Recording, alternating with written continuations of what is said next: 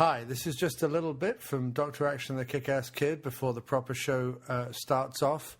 A lot of people who follow us on Facebook, but also in the martial arts world, will know by now that the tragic passing of Darren Shahlavi, who was we were very honoured to have as a guest on this show back in the early days of this podcast, and who was incredibly generous and polite and friendly and enthusiastic and generous conversationalist and interviewee. Just fantastic to have him on the show, and a very sad, tragic passing today. I'm still in shock, but the doc is with me, and we thought we'd just sort of say a few minutes of our recollection of talking to Darren. It's just been tragic news today about the passing of Darren Shahlavi. I think you've just said it best. Still in shock. It's just 42 years old. It's no age. He still had so much more to do. He'd already done so much, and he could have only gone onwards and upwards as far as I'm concerned. You know what I mean? And like he talked about on the show, he'd already done his dream. Like, he'd worked with Sammo Hung and Donnie Yen and those people he idolized as a kid. He worked with them on one of Donnie's biggest movies. So he'd really achieved a dream that many of us won't, and he'd really gone all out to do it. So for him to pass away at 42, I just feel so very young and so very sad, really. Yeah, a lot of his celebrity friends have sort of obviously woken up to the news now that he worked with on the TV show Arrow. I think it's just a complete shocker. It's just a complete, because he's so young and it just comes out of the blue. There's sort of no way of knowing how to sort of process it. Obviously we didn't know him personally really very well, but when this sort of thing happens, it's just sort of like, whoa, pretty fragile, isn't it, life? Yeah, I mean, I've been very fortunate with the guests that I've had on both shows, that they have from time to time stayed in touch or retweeted something or Facebook messaged or something like that, just a little bit, not on a regular basis, but just on a little bit. And, William Sadler and Barbara Crampton and so on have both been like that, Jim Wynorski. And Darren was one of them who, we didn't talk a lot, but he had commented on a couple of things, and he was very happy to have been on the show, and he was very gracious when he came on the show to give us a full hour. There was no prima donna about him. There was no entitlement about him. He was very down to earth. Brits tend to be down to earth anyway, but Darren definitely was, and certainly in our dealing with him.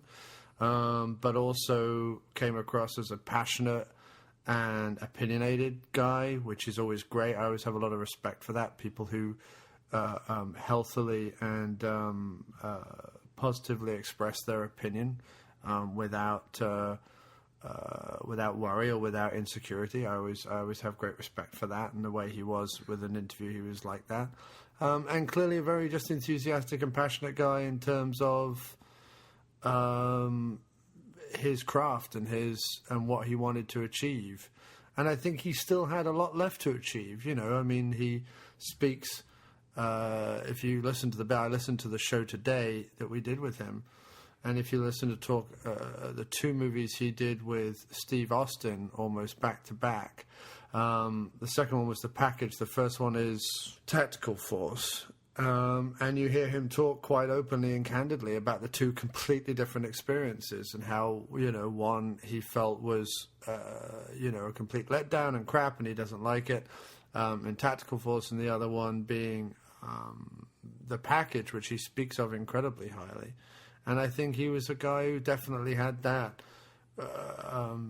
urge to do more quality work like that and get more business. And Doc and I have talked today about, Expendables 3 was a letdown anyway, but to not have Darren versus Statham in that last Brit kickoff, that we had in the first one with Gary Daniels, second one with Scott Adkins, you know, Darren was the fourth BritKicker. You know, he was right up there with Statham, Atkins, and Daniels in our estimation. And to not have him in there was an even bigger letdown. You know. Well, that film could have been so much better with him. Yeah, and now, of course, we won't get a fourth part with him, or won't see him in any other films like that. And, you know, for fans like us, it's just such a shame. Yeah, it is. It is. But, he's left us with some, Blood Moon. Well, he's had a 20-year career. I mean, if people don't know who he is by now, they need to check him out because he's just phenomenal. Oh, yeah. I mean, Arrow's one of the biggest TV shows at the minute. And... he was in that. He's been in some big projects, but did fight work on 300, of course. Oh yeah, yeah. Did all the fight choreography. Master of his of what he did, and he's going to be sorely missed, very sorely missed. But like I say, we first came to really know him from Blood Moon, and that for me is just great, just to show what he can do. Awesome bad guy in that. The fighting that he did in it was brilliant as well. It's just really, really shocking. Yeah. I mean, Blood Moon and Ip Man 2 would be a really good double bill tonight, you know? Yeah. People want to respect his legacy. That's what you should be looking at. I can't wait. It started screening on the Sci-Fi Channel, which I don't get, but eventually it will be released on Blue over here, the Metal Hurlant Chronicles. And obviously him, Michael J. White, Scott Adkins, they're all in that. I can't wait once that gets a box set over here, or a box set in English, because currently it's only available in French. Yeah. When it gets an English box set, that's going to be top of my list, you know, because... I'd love to see Darren's work in that, and it's such a shame. You know. I've seen clips on YouTube, and typical Darren Shahlavi. It's great. Yeah. You know, it's just I don't know. You just can't really comprehend it all at the minute. Yeah, it's pretty shocking. Well, only because, like I say, you know. We might never have talked again, but when I have someone on the show, and if you listen back to the show at the very end, he says twice, not just once in like a passing throwaway thing. He says twice. He's like, anything else you need, guys? Any other questions you have, just give me a shout. And then he says, you know, hopefully I'm going to be doing a lot more work and a lot better work, and I would love to talk to you again. Like, he says that. And then he says again, you know, anything else you need, just hit me up on Facebook, blah, blah, blah, blah. That was, and he doesn't say it in a throwaway like, oh, we'll talk again. Yeah, cheers, bye. The business lingo. He says it 2 or 3 times in a very personable way, and in a way where he was clearly trying to give the fans everything he could. And, you know, I feel sad now that we didn't take advantage of that while he was around, because it would have been great to have had a follow-up chat with him. It's just... definitely. But, you know, he's busy. You know, we've got the new Jean-Claude Van Damme film coming out where he plays like the main villain opposite Jean-Claude Van Damme. It would have been great to talk to him about that, you know. Yeah, I mean, and when you think about that, just the fact that the main villain role opposite Jean-Claude Van Damme, there was still so much more to come from him. Yeah. Has JCVD said anything about it or made a statement? I've not seen anything yet from Jean-Claude Van Damme.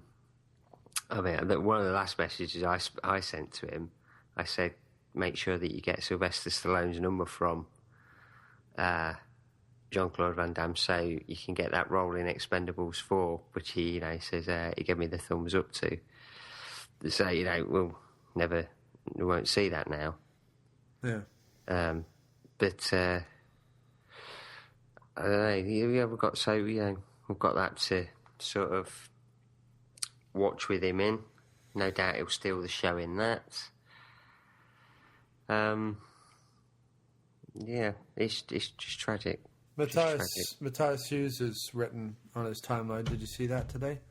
I didn't see that. I mean, there's been so many things going through on his timeline. It just shows you how well respected and well loved the guy was.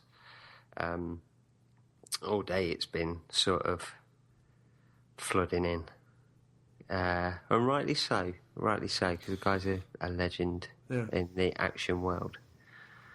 But, I'm just scrolling through his timeline now, and I just saw Matthias Hughes. Obviously, our friend Mike Fury has commented, who I believe you spoke to him for the book, didn't he? Life of Action? Yes, he did, yeah. Or Life in Action, the name of the book is going to be.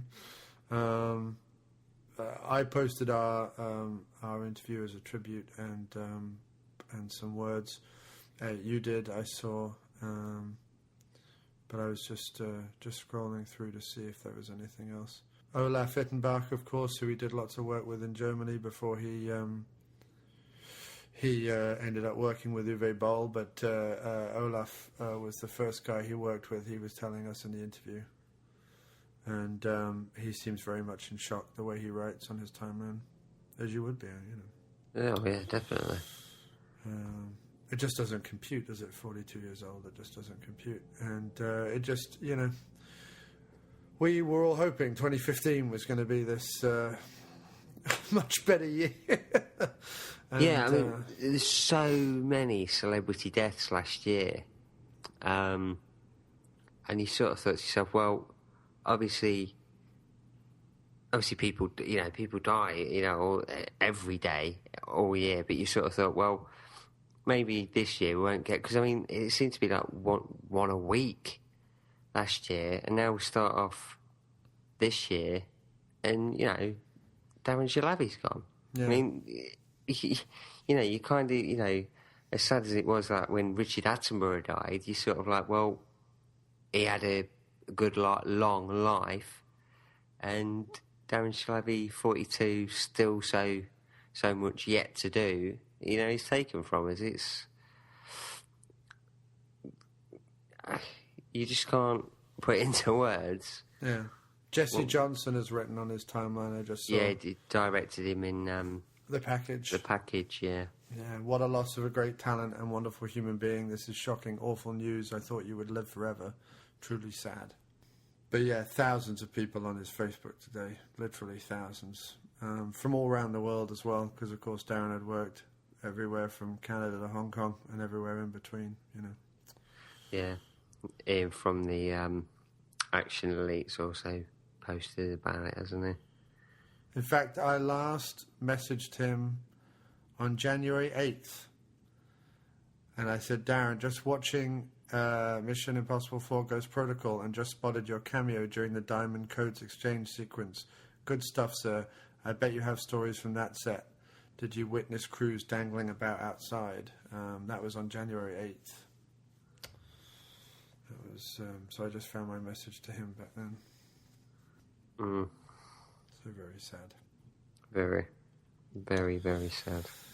But yeah, we just wanted to say a few words now, and then obviously the whole show, which we actually recorded earlier in the week, will follow.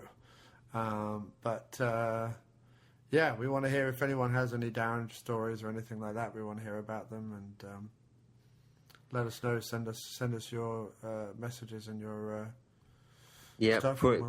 Put it on the group on Facebook, or send us an email at dractionkickass@gmail.com, and we'll read them out on the show. Yeah, definitely. We respect the family. Send them our wishes and our love and our condolences. Yep. And to his family and friends and fans, of course. And yeah, well, you'll be missed, Darren, and thank you ever so much for giving two nervous, wet behind the ear podcasters back in the day your time and. I was so nervous before that interview. I was really. I think we both were, weren't we? Yeah, I was. Yeah, because I don't think I'd done many interviews, and I still get nervous before talking to people, but yeah, certainly back then, definitely. Then he comes on, he's really apologetic. We'll spend as long as you want doing the interview. It's just sort of like, you expect a movie star to sort of be late, but come on and go, oh, you've got 5 minutes. Yeah. Make it quick, lads. But it was sort of down to earth. No, let's have a chat. Ask what you want. My time's yours. So he's sort of like, how can this be a movie star? He's too nice. Yeah. He was. And like I say, although it's not in the interview when you listen to the show, him coming on and saying, oh, sorry I'm late, lads, and blah, blah, blah, blah. He started it like that, and he ended the interview saying 2 or 3 times, like, if you need anything else, message me, we'll chat again. It's been fun, thank you, Said hello to my sister because she had a crush on him. Yeah, I saw that she had liked the post I'd put up on Dr. Action. Yeah. She was shocked as well. I think it's the age, isn't it? It's just... Well, I just didn't expect to wake up and find out like him. I expected, it would be like waking up and finding Scott Adkins, has died or something. Like, you just don't expect it. I expected those two guys to have careers like long after Daniels and Statham had finished. I expected us to always have Shahlavi and Atkins still doing it because, I know they're not that much younger, but they were young enough that they would keep pumping them out and even maybe become bigger stars, Yeah. Yeah, it's a sad day when your heroes die. Because we had 4 BritKickers that we could, we always wanted a movie with all 4 of them, He said he wanted to work with Statham again after the Uwe Boll movie. What's it called? The In the Name of the King. Right. Where he basically doubled Ray Liotta and did all the fights with Statham in the end. And he said he always wanted to be in a Statham movie, and I think Statham would have been happy with that. So, no doubt, there would have been no doubt. That'd have been. Well, that was our dream, one of our dream films, wasn't it? All of them to be led by Roger Moore, Sir Roger of the Moor, and Sir Michael of the Cane. Yeah. I think that would have been a real pleasure. But there are so many films that I just think look amazing on paper that aren't gonna happen. So,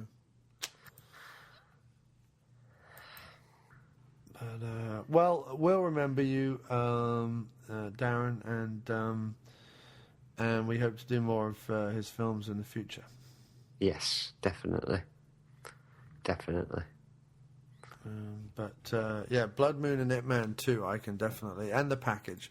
I'd say that's really your Shahlavi 101 starter pack. They're really 3 highly quality pictures that if they were the only 3 movies he ever made, that would still be one hell of a resume. So that's still better than certain supposed action people in Hollywood. Right. Just going to end this tribute with an unedited clip from the original conversation that we had with Darren, where the doc asks him to say a few words to his sister who'd liked his picture online, and where Darren talks about coming back on the show. After that, the normal program will resume.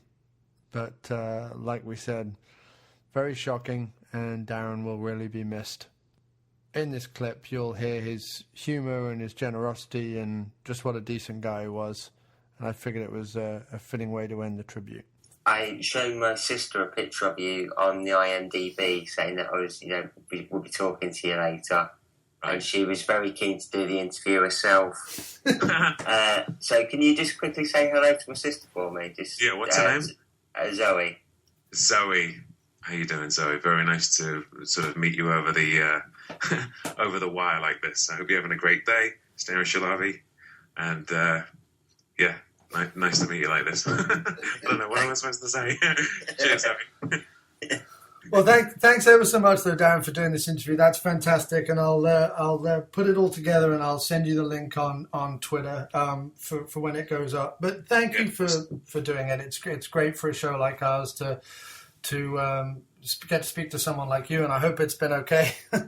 No, fantastic. Thanks for asking me, John and Paul. Yeah. Dr. Action, Kick-Ass Kid. Yes. If you have any other questions, just give me a shout, and hopefully I do some cool stuff in the next little while, and we can have another chat. Definitely. Yeah, down the road. Thank you for your time. It's been fantastic. No problem. Yeah, and sorry about the delay as well, but yeah. Let's chat again in the not too distant future, guys. Yeah, I love that, Darren. All right. Well, look, thanks ever so much, and good luck and congratulations with anything you do in the future, because we'll be watching. Yeah. Thanks, guys. Need anything else, just give me a shout. All right. Thanks, man. Take it easy. Okay, bye-bye. Bye.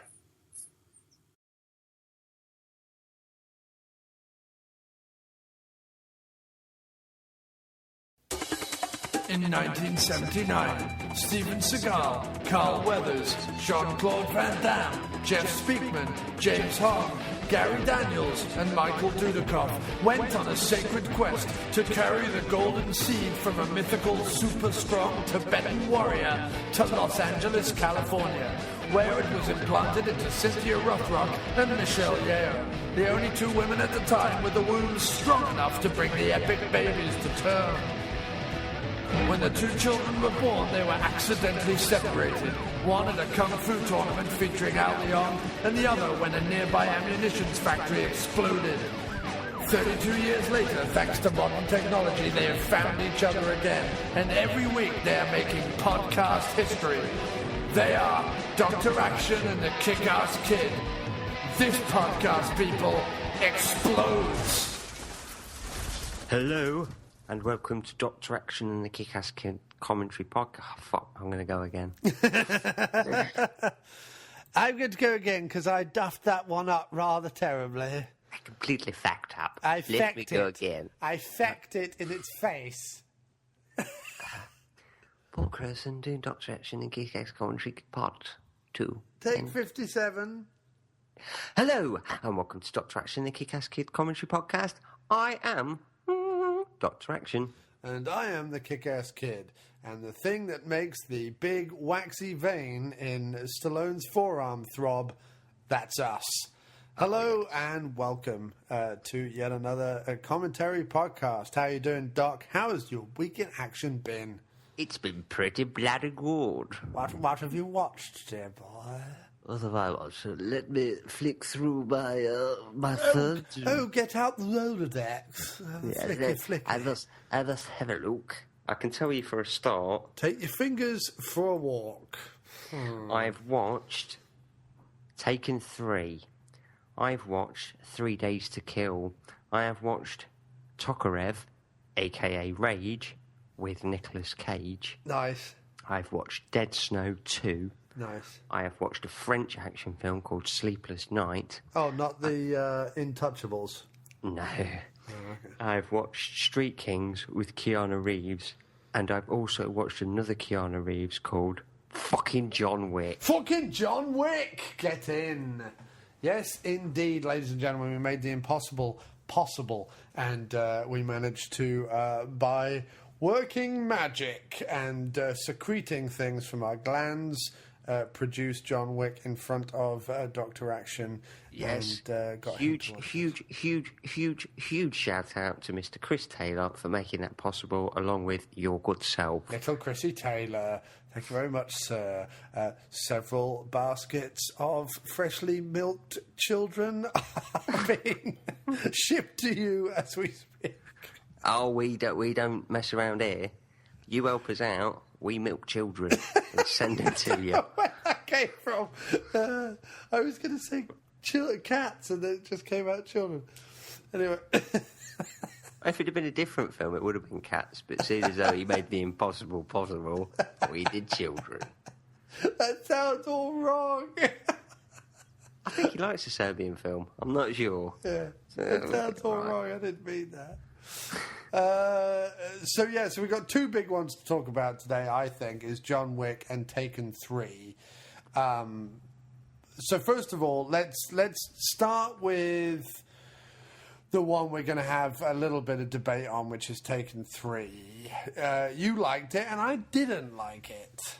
No, I didn't like it one bit. But I didn't like it because the action scenes were directed so badly. I loved the plot. The fact that they went with a different plot is fantastic. I thought the plot was really good, but I thought that basically my problem was with the direction and the editing. Everything else was absolutely fine, but the direction and the editing was fucking awful. I sort of looked past it. I don't know. It just slowed it down for me, dude. It was just so slow, and the action was so plodding, and the plot was so drawn out, and the car chase editing was so abysmal. Too close up, and the camera was flapping all over the place. It really, it just took me out of it. I just couldn't get into it. I just shifted in my seat for 2 hours. Yeah. That's Yeah. a shame. That's a shame. Well, a real shame, because, you know me, I love Maneeson. Yes. I also thought, like, for example, Lenny, her death scene, which is no fucking shock, because they put it in the fucking trailer like Muppets. Yeah, it was no great shakes, was it, when it came up? We all knew what was going to happen. But they... I can't believe, though, that he fucked the corpse. Right. I thought that was shock. Oh, that's a spoiler. Yeah, it was surprising, though, because he was like, "This one's for you, Doc and Kid. Look at me, I'm fucking a corpse." He actually gave us a shout out during the movie, Which was nice. It was wonderful, but I was really and I surprised. like the fact about that it. that scene was done in 3D. Yes, it was, but only the testicle cam. If you notice, everything else was in full clear 2D, but the testicle cam, to allow his pendulous balls to swing back out to kind of meet you in the face almost as an audience member. Yeah, and then to swing back to hit her corpse buttocks. Also, did they give you one of those scratch cards? I had a scratch card, so every time it did go in, right, I got a smell of Famke Janssen's smelly vagina. her mouldy gash. She was dead. I know, that's what I mean. Her corpse twat. Yeah.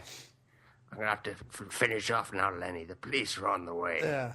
I bet I'd come and find you. I filled you all up, Lenny. I better drain you out before they're able to do DNA testing on your... Wasn't me. On your wrinkly dead minge. On your old worm-infested vajayjay. Your axe wound. Aye. I liked the fact that he was like making the little gun sign and grinning at the camera as he did it as well. Yeah, yeah. And there was a prolonged sequence where his pasty Irish behind was just going up and down and up and down. It was I was almost like it's got Megaton. a tattoo on it, a heart with Lenny written in it. And then, weirdly enough, Lenny's scratched out, and then in blood underneath, scratched with a penknife. It's Kimmy. I'm coming for you, Kimmy. You're my dad. Well, not really. Not for... That's just in the film. Just in the film. You're Maggie Grace and I'm Liam Neeson, and I'm coming for you, Kimmy. Do you know what else bothered me about Taken 3? Yeah, well... Is that when it didn't bother me, but at the same time, while I was watching it, there were so many occasions that I wished you and I were either watching it together and or doing a commentary on it. Because there were so many times where I wanted to say something out loud that would have made the scene funny. Because there was lots of periods where, like, they were asking questions or he was eating the bagels or something was happening that I wanted to be like, rom, rom, rom, I love these tasty bagels. Like, there was so much, to do. Those bagels are so good, it nearly made my eye better. Like, when he came in, like, if Forrest Whitaker ever asked a question of his team or whatever, I always wanted them to be like, what, is that about your eyes? Something like there was all these little jokes that I wanted to make that were kind of Dr. Action jokes that I was sort of. Wow, we can do a commentary when it's out if you want. It seems ripe for one. Yeah, it wasn't as good as the other two. Well, I think I probably enjoyed it more than number 2. Right. But it's never good. like I say, they're never going to beat Taken 1 because it's so fucking good. I like the fact that it was all like, this is going to be the last one, and then it came out and did enormous business, and he's like, I might do a fourth one. Yeah. Did I tell you there might be a $5 fourth million one? on it might have convinced me to do a fourth. In this one, I'm going to take myself. After the Bahamas. I'm going to ring myself in the third person. I think the next Taken should be Brian Mills helps save Liam Neeson, who's been kidnapped. Yeah, kidnapped by Luc Besson. By Olivia Megaton. And being held in a dungeon. The only way I think I'll go see Taken 4... I'll go see Taken 4 anyway. There's really no caveat I have to put on it. If they made it, I'd go see it just in case. Yeah, that's it now. The trouble is, it's like that with Tarantino as well. It's like, I fucking hated his last 3 movies, but I'll go see Hateful Eight. It's just... I can't... Do you know what I mean by that? Like, if they made a Taken 4, even though Taken 2 and Taken 3 have done nothing but disappoint me, I'll go see Taken 4. Yeah, no, I'm such an idiot. You know what I mean? Yeah, Die Hard's the same. I'll go see it. Oh, it's got terrible reviews. Oh, that's a shame. I'm seeing it Friday. Yeah, right. Seeing it opening night, like I did with Taken 3. I was like, oh, I'm going Thursday. Terrible reviews. Fuck it. They're probably wrong. Yeah. They're kind of right, but it is what it is. So Taken 3, I was Luke Besson on it, and Luke Warm on it, Luke Besson, Luke Skywalker, and you enjoyed it. I Put enjoyed it above it. 2. The family all enjoyed it, so I liked it. Yeah. But it's no. I like the bit at the end where he was like, I don't care that you've knocked up my daughter. Have the baby. Yeah. Maybe next time the baby will get taken. know it's going to be the kid getting fucking kidnapped. Kid, take a baby.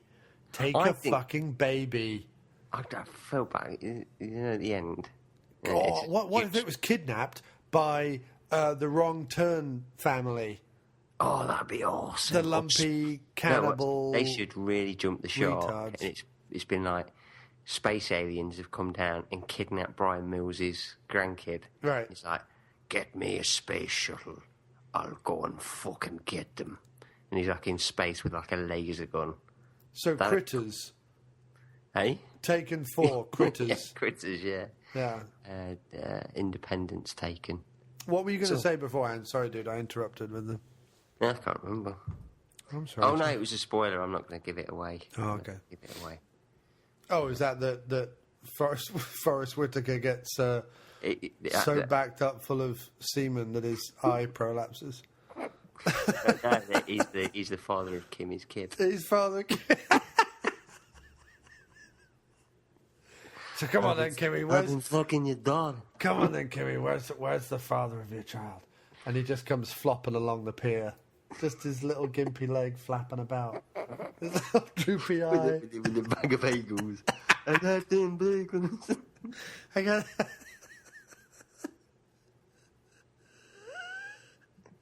There's too many scenes of him eating fucking bagels. Yeah, that's all he got to go on. It's just that, nice bagels, all the way through our show, and he got eating bagels.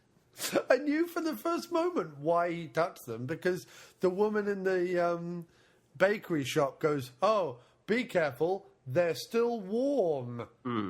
Nudge, nudge, wink, wink, heralding a long, drawn-out plot point that we all saw coming a mile away. Yeah, I mean, he sort of turns around and says, yeah, I knew the bagels were... What, are you still chasing him for them? Well, that's the other thing. Didn't the trailer promise, like, CIA, FBI, and everyone chasing him, and in the end it was just Whitaker and his flabby behind? It's the least competent policeman ever. Yeah. Also, like, all you know about Brian Mills is that for the last 5 years, all he's done is thoroughly protect his family. That's all they know about him. They'd say, oh, he's a ghost, he's a thing, he doesn't exist, and blah, blah, blah, blah, blah. But then they know about Istanbul and they know about Paris. So why on earth would you expect that he killed Lenny? Like Well, they would just, you would just never think that was the thing. And then if it wasn't him, you'd go, I wonder who it could be. Could it be the slightly irate Scotsman who plays a bad guy in every movie he's in? Let's go after him. It's fucking stupid how they changed Stuart. Yeah, that really bothered me. Because I was like, as soon as it was like, oh, that's Stuart, I was like, oh, they've sort of gave that away then, because they've completely changed the actor. The first one was a flabby, grey-haired, bold man. And all of a sudden, Douglas Scott comes in, it's like, he's had one hell of a fucking good operation, hasn't he? Yeah, although the guy who plays him in the... You've seen 24, right? The first series of 24? Sort of, yeah. He's in that, isn't he? He is. But you know he's married in real life to the woman who played Nina Myers? No? Yeah. That balding, like, slightly odd-looking, not quite as bad as Clint Howard, tall guy who played Stuart in Taken 1, he's married to the foxy terrorist chick in the first series of 24. Oh, there you go, then. That's why you have to get yourself on a TV series. You bang all the hot birds. Yeah. I'm going to be on the Country File this season. Me and John Graven are going to go up pulling pussy. We went on a panty raid using a tractor. And a badger. And a badger. Oh, for bait. For bait. Nothing. The ladies love a bit of badger. Nothing moistens a poussey like a freshly killed badger. Yeah. Ladies, we have brought you badger meat. Oh, I take my panties off. I've come over all hot and bothered. I've got the vapours. I hope you brought protection. You shall be using it. I don't want any protection from Craven. Give me Craven babies. Fill me up with your news round I want spunk. your seed in me. Give me your filthy news round spunk. Yeah. You give a lady a badger and she goes, you can put it in any hole. Any hole. Put the badger in the hole. You can even put it in my eye socket. All right, calm down, love. Yeah, but I'm not filth. I want it in my eyeball. Take my eye out and put it in there. Ah, that sounds like work. It sounds like too much effort. Just lift your skirt, darling. Yeah. Okay, so... So Taken 3 and Taken 2 should have been directed by the same guy who did Taken 1. Yeah. Or Luc Besson. Yeah. Why the fuck's he not done it? Or Louis Leterrier. Or Louis Walsh. Or Louis C.K. Yeah, or Louis Vuitton. Louis. We gotta go. Then we'll go on to John Wick. So, sir, your verdict. John Wick is fucking brilliant. Told you you'd like it. It's right up your street. Loved it. It's like they fucking made it for you. Yeah, it's a sort of film where I finished watching it thinking, did they see my dreams? Yeah. Because that is exactly the sort of film I want to see. And, you know, if somebody said, got to go make a movie, I'd be like, great, not much storyline, but a lot of action. Yeah. And that bit where he breaks down in the warehouse, like, because the whole movie, you're like, you know, his ex gives him the dog, and then the dog gets killed, and he goes after him, and you're like, oh, okay, that's upsetting, and so, you know, he's wreaking revenge, and blah, blah, blah. But in the warehouse, when Reeves finally kind of says, you know, that was my fucking salvation, and you fucking took it away from me. Like, when he explains it, I was just like, yeah, fucking yeah. Whoa. Like, I really kind of got into it at that point. That was my favourite bit. Yeah, I loved it. It was such a good film. The action choreography in it is fucking brilliant. So good. Like shooting people in the head. It was, I mean, they did it raid style, where the camera is, like, in amongst the action. Well, they don't do quick editing. It's long shots. That's what I mean, where the camera, like, free floats within the action. It's not shaky cam, But it's like the Raid or the Protector, where the camera is able to, because they're really doing it, or they're doing it as really as anyone does it. They're able to move the camera in and out, and up and down and all over the place without having to cut. Yeah, it's really, really... It reminded me of old John Woo movies. That's what I mean, yeah. It's got that kind of style, hasn't it? Yeah, it has. I fucking loved it. I absolutely loved it.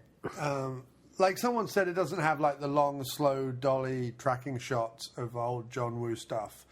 It's certainly more kinetic in terms of the way they use the camera. I mean, it is straight out of what the Raid was doing. It is straight out of what Gareth Evans does, which is keep the camera rolling all the time and move the and he Gareth Evans makes the cameraman part of the fight choreography.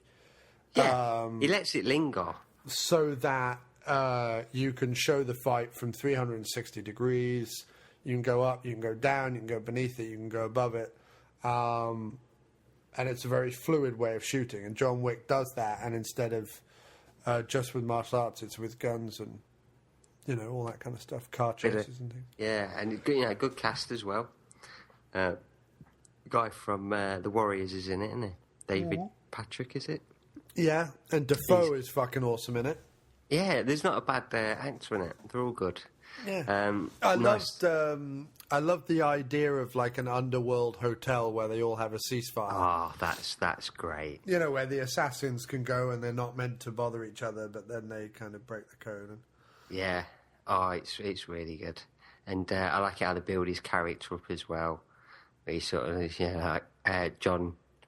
I can never say his name. Leguizamo. John Leguizamo. Leguizamo, yeah. How he sort of says he knows exactly whose car it is, and he's like, oh, fuck.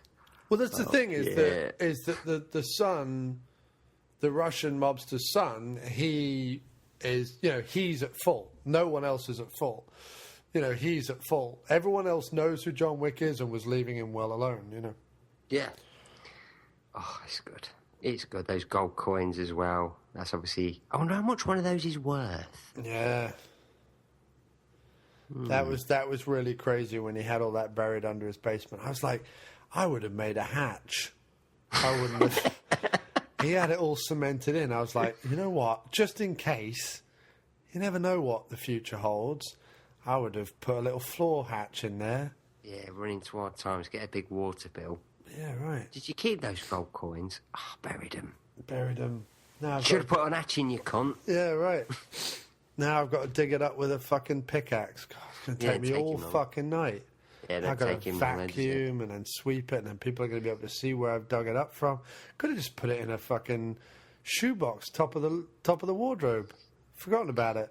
So it's Keanu Reeves, though, dude. He always comes on with a great action film. He does. And I have to say, if you think about it, in 2014, it was the year of the... I was putting together the poster for our last episode, the Doctor Action Look Back at 2014, and it was the year of the lone guy with the gun, Neeson in Non-Stop, and Denzel in the Equalizer, and Keanu in John Wick, and Kevin Costner in 3 Days to Kill. There was lots of movies that came out that was, your lone man taking back the night kind of thing. Yeah. It's exactly the sort of films I like. Yeah, right. It's kind of like, I feel a little bit, I mean, obviously with modern action behind it, but a little of the 70s creeping back in. A little bit more of with John Wick. The kind of Bronson kind of style, lone man vigilante type feel to it. Yeah, it's good, isn't it? It is good. I'm a big fan of the Daddy Lanty. Oh, yes. We all like a bit of Daddy Lanty. Yeah, John Wick's almost Daddy Lanty because his dog. Yeah. He's almost like the daddy of the dog. Yeah, it's a bit heartbreaking when that dog dies, isn't it? It's horrible. The way they do it, it's horrible. Fucking horrible. And I think what I liked the most about it after the action was the fact that in such an economic way, you understood everything about his life that was important. Like, you understood who Willem Dafoe was to him. You understood what his wife meant to him. You understood what the dog meant to him. Like, in a very economic way, there wasn't a lot of bullshit made about it. You just got it. So that when the shit happened, you really felt it. Like, I was really emotionally connected to... Yeah, there was no... it was very economical. There was no wanking off for that sort of, the script, how, Well, you just saw his wife, you saw that they got ill, you saw that she died, you saw that she'd given him the dog, you saw he was crushed by that, you saw him, like, get to know the dog and figure it all out, figure what he was going to do, and you, like, within basically the opening credits, right? I mean, like, within the first 10 minutes, it was completely set up. Yeah. It's not even 10 minutes, probably 5 minutes. Yeah, it was literally within... If you came into the movie 5 minutes late, you'd be like, what's going on? Yeah, who's John Wick? Why is he so angry? But He had a dog. I never saw a dog! What do you mean he had a dog? No, I loved it. I thought it was really good. I fucking dug the shit out of it. So were there any others that you saw this week, sir, that you wanted to give a quick shout-out to? Street Kings, what's that like? Because I saw that because Hugh Laurie's in it, isn't he? It's a good film. Is it a good film? It is a very good film. I'm still on the fence about David Ayer. Yeah, no, it's one of his better ones. I really enjoy it. Fair enough. Tokarev Rage with Nicolas Cage, it's alright. Rage with Nicolas Cage. Dead Snow 2, obviously, it's got a lot of action in it, but it's more like a horror comedy. Highly recommend watching that. Is there anything that comes close to that? The amazing sequence in the first one, where that awesome pop tune comes on, the Mean Dog song, and then they go apeshit with the. That's my favourite bit with the that sing along Norwegian song or whatever it is when he's running down the hillside with the chainsaw. That's the best bit in the first movie for me.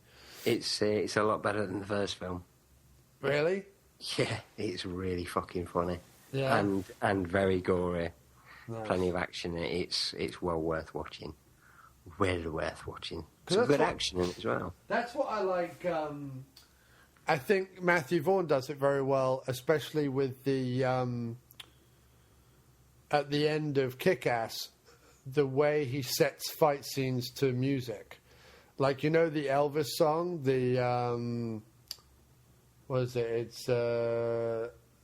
It's Hallelujah. It's, do at the end of Kick-Ass with the glory, glory, hallelujah. And then he's coming up with the, like, the jetpack and all that. Like, that bit at the end is, that's, like, the way he sets that to music is fucking awesome. And the same thing happens in Kingsman. There's a couple of great fight scenes set to music you wouldn't expect, or like, upbeat pop music. Yeah, Matthew Vaughn's a fucking genius, so I expect him to, that he just comes up with that on the spot because he's so good. Yeah. But then again, I've never had breakfast with a bloke, so I wouldn't really know. He's a good guy. He's just a laid-back, normal guy, I think. Yeah, your mate. Yeah. It's fucking Claudia Schiffer. And he probably... While you were there? Probably stuck it up January Jones's January Jones. That's the rumour, isn't it? Oh, God, could you imagine? You wouldn't want to talk to her because she's such a bland cunt, but... I bet she's got a heart-shaped arsehole. I bet it's like a little pink heart-shaped arsehole. Probably makes little... She probably doesn't fart. It probably just makes little squeaks. Like little happy... Yeah. And then little unicorns fly out of her bumhole. Just roses. Yeah. Little unicorn-covered... Shit-covered unicorns just fly out of her bumhole. Pegasus. Nice. Yeah. Probably while you're banging her. Yeah. Funny farting. She's probably half asleep when you're doing it to her. She probably just doesn't care. We've all done that. Yeah. What did I watch? What did you watch? What did I watch? I've caught up a lot on 2014 this week, but not much action. I watched Freebie and the Bean, which is Alan Arkin and James Caan. And can you recommend it? I can recommend it quite a lot. I can definitely recommend it. Arkin, all about it. It's fucking awesome. It's a 70s like an action movie. comedy? Yeah, it's sort of French Connection and Bullet, but it's as much influenced by French Connection and Bullet as it would then go on to influence 48 Hours or Lethal Weapon. But it's got this really like weird element of slapstick in it that you don't expect. And not in a like not in like a vaudeville way, but in a way that when there's this hilarious chase scene where Alan Arkin is chasing this bad guy who's clearly a stuntman because he's just generic bad guy number 8 or whatever. And this guy, they run into like a kitchen, like a big professional restaurant kitchen, right, that goes on forever. Yeah. And this guy is throwing himself, even without Alan Arkin doing anything, he's throwing himself into absolutely every pot, pan, plate, tray, food stuff. It sounds stupid, but it's fucking brilliant the way they do it. It's really fucking hilarious. There isn't one surface that they don't absolutely destroy. I mean, if it was made after Lethal Weapon, you would think it was a parody. Like it seems to be parodying the idea of those cop films where they completely and totally destroy a city to get like one guy. Yeah. But but before those movies, like they absolutely destroy San Francisco.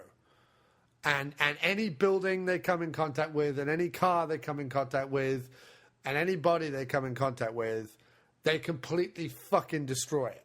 I mean, at one point they drive their car like off a bridge and it lands in an old couple's apartment. Like just boom, like a dart, and like breaks through the wall, and there's like this old couple in bed.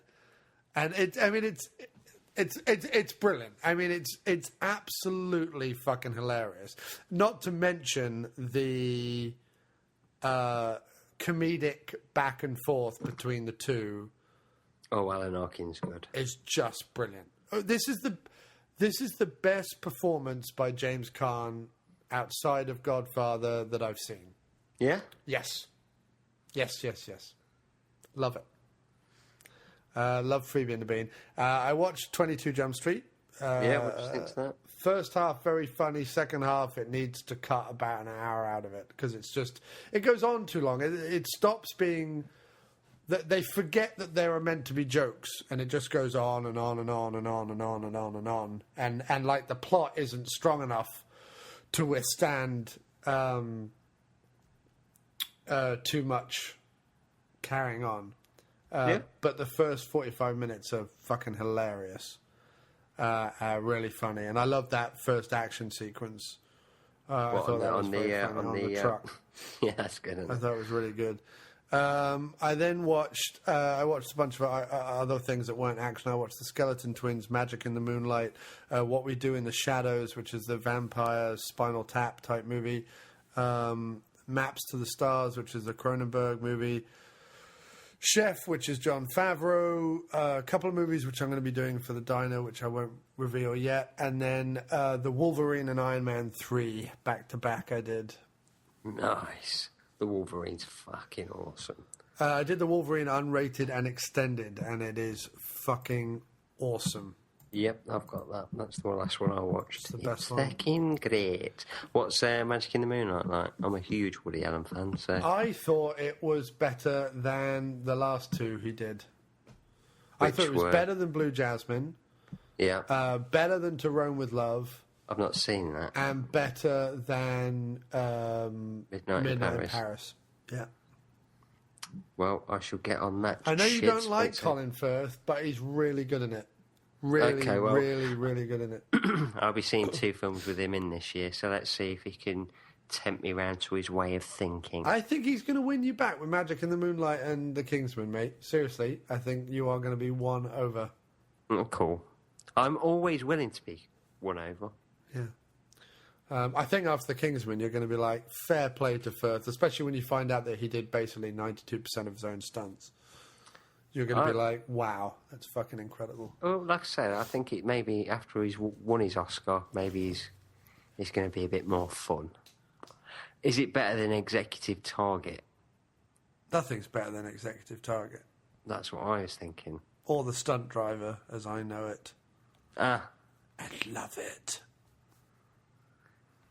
so Were you trying to bring up the movie we're doing this week?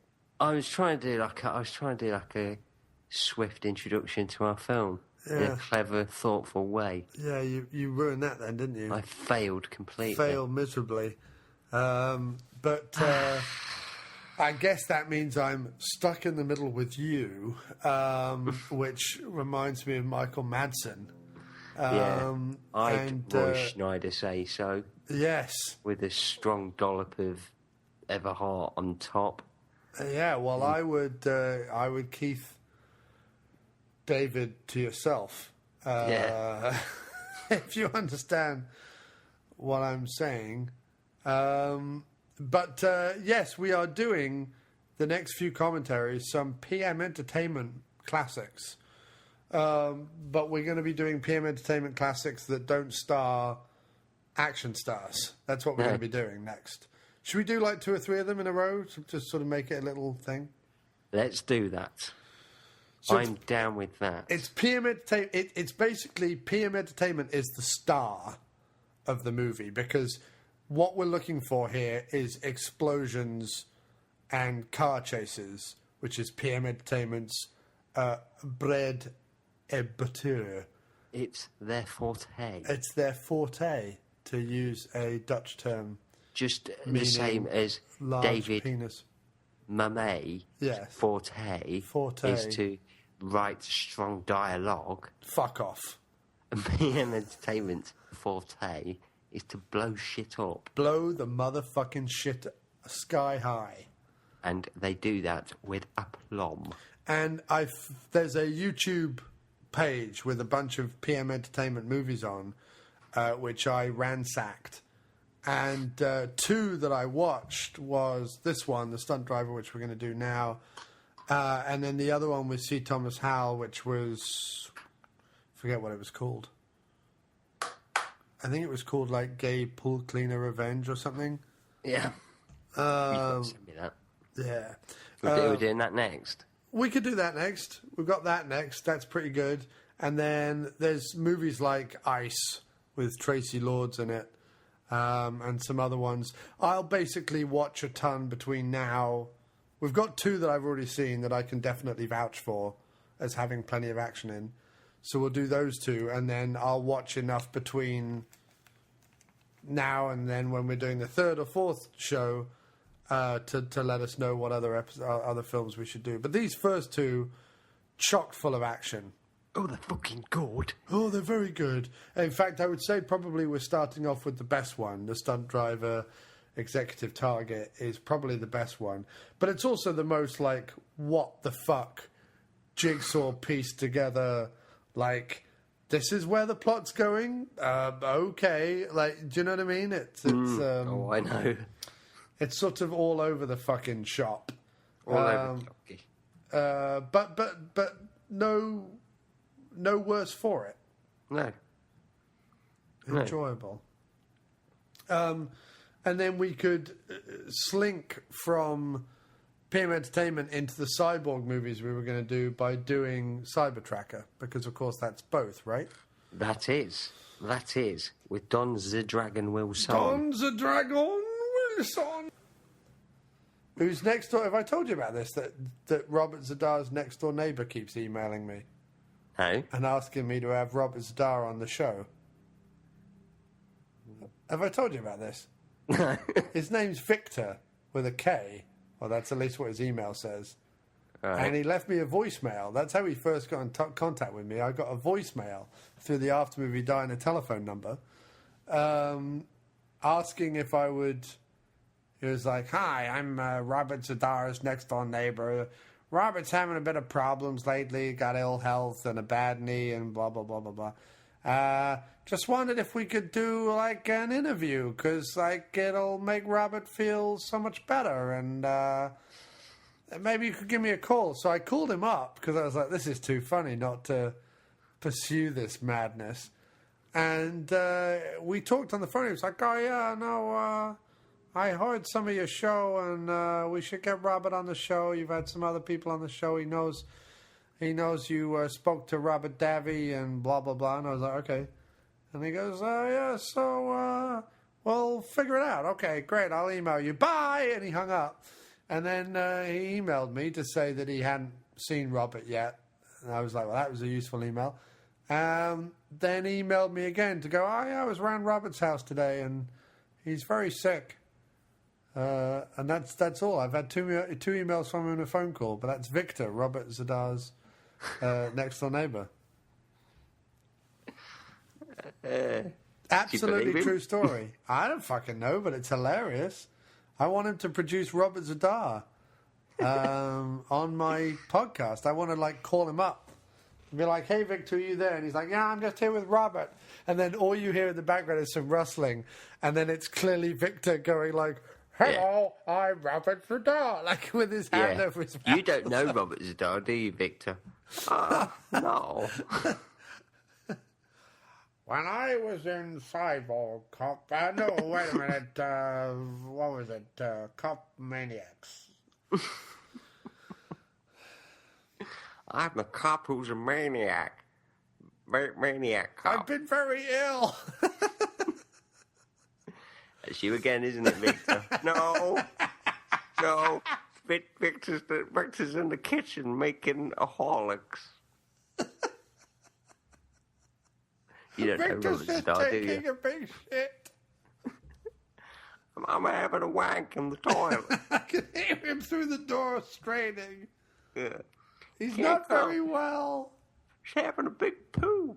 John, you can talk to me about my career. I was walking on Cybertracker 3. You never made Cybertracker 3, Victor. You're full of piss and vinegar. I hope... I mean, I can't wait if I get Robert Zadar on the show. That'd be amazing. That'd be amazing. I do like a bit of Zadar. Zadar Zaday keeps the doctor away. That's what I always say. It certainly does. It certainly does. Certainly does. It certainly does, Ollie. Well,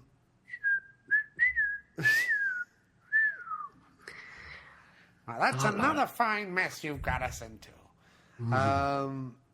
So we're going to be doing Michael Madsen, Keith David, Angie Everhart, and Roy Scheider starring the Stuntdriver, also known as Executive Target. Executive Target. That's the French version. Yeah. Well, Angie Everhart is French. Yeah, not a lot of people know that. Well, her pussy is. That pussy, French pussy, She likes to black pussy, She likes wet to fuck the French way. Mexican pussy, Spanish pussy, English pussy, Botswanan pussy. Oh, I love Botswana pussy. It's my favourite kind. Especially when it rapes me.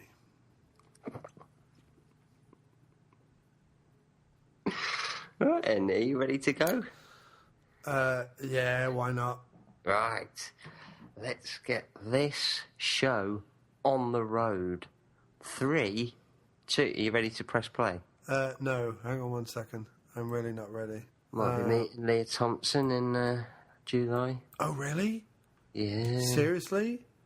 Yeah. You couldn't just tell how much I want to, Fuck her. Oh, yeah. You would, Leah Thompson. Still to this day, you would, Leah Thompson. Come on now. Stick it in Marty McFly's mum? Yeah. I want to say that I've been on Lorraine McFly. I'll do it whenever we're back. Have you found it yet? I've got it right here. I'm ready when you are. Right then. A 3. Where are you? I've got the DVD on. Right, So but if you press play, yeah. what does it do? It's on the PM Entertainment sign just coming up. On how many seconds? 3. All right, ready when you are. 3, 2, 1, go. And so begins our PM Entertainment series of films that don't star Gary Daniels, Don Wilson, Cynthia Rothrock. Who else worked for PM Entertainment who was like a big action star?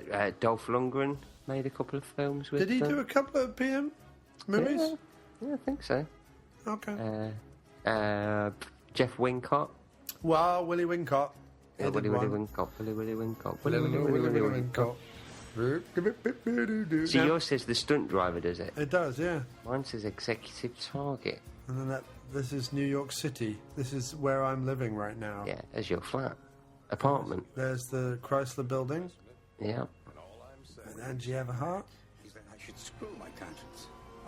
I love this voiceover guy as well. Like the best thing about this PM Entertainment movie is that it literally like they had 8 different scripts. They cut them all up, threw them into a hat, shook them about the place, tipped them all out again onto a table and put it back together.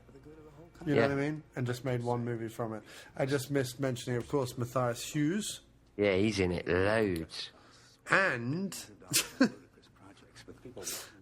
coming up right now, Lance Legault from the A-Team. Yeah, but don't he just look like a really camp... Colonel Decker himself. Yeah, but he sort of looks really perplexed, doesn't he? Do you want to know something about Lance Legault? His daughter's gone into softcore pornography. Really?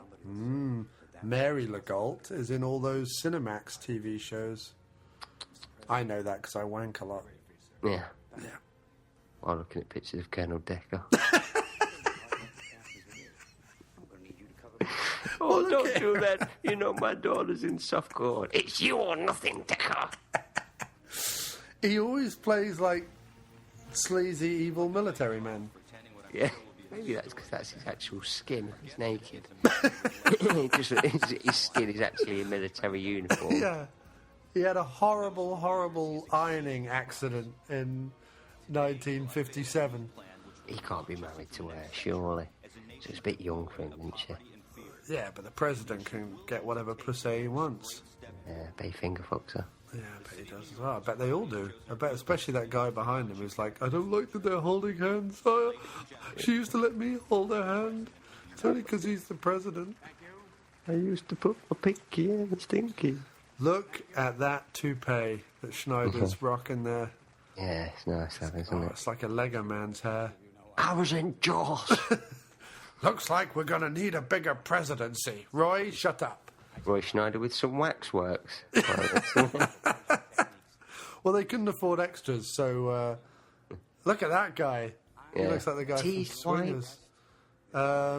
They couldn't afford extras, so they just used cutouts. It's matte painting. Yeah.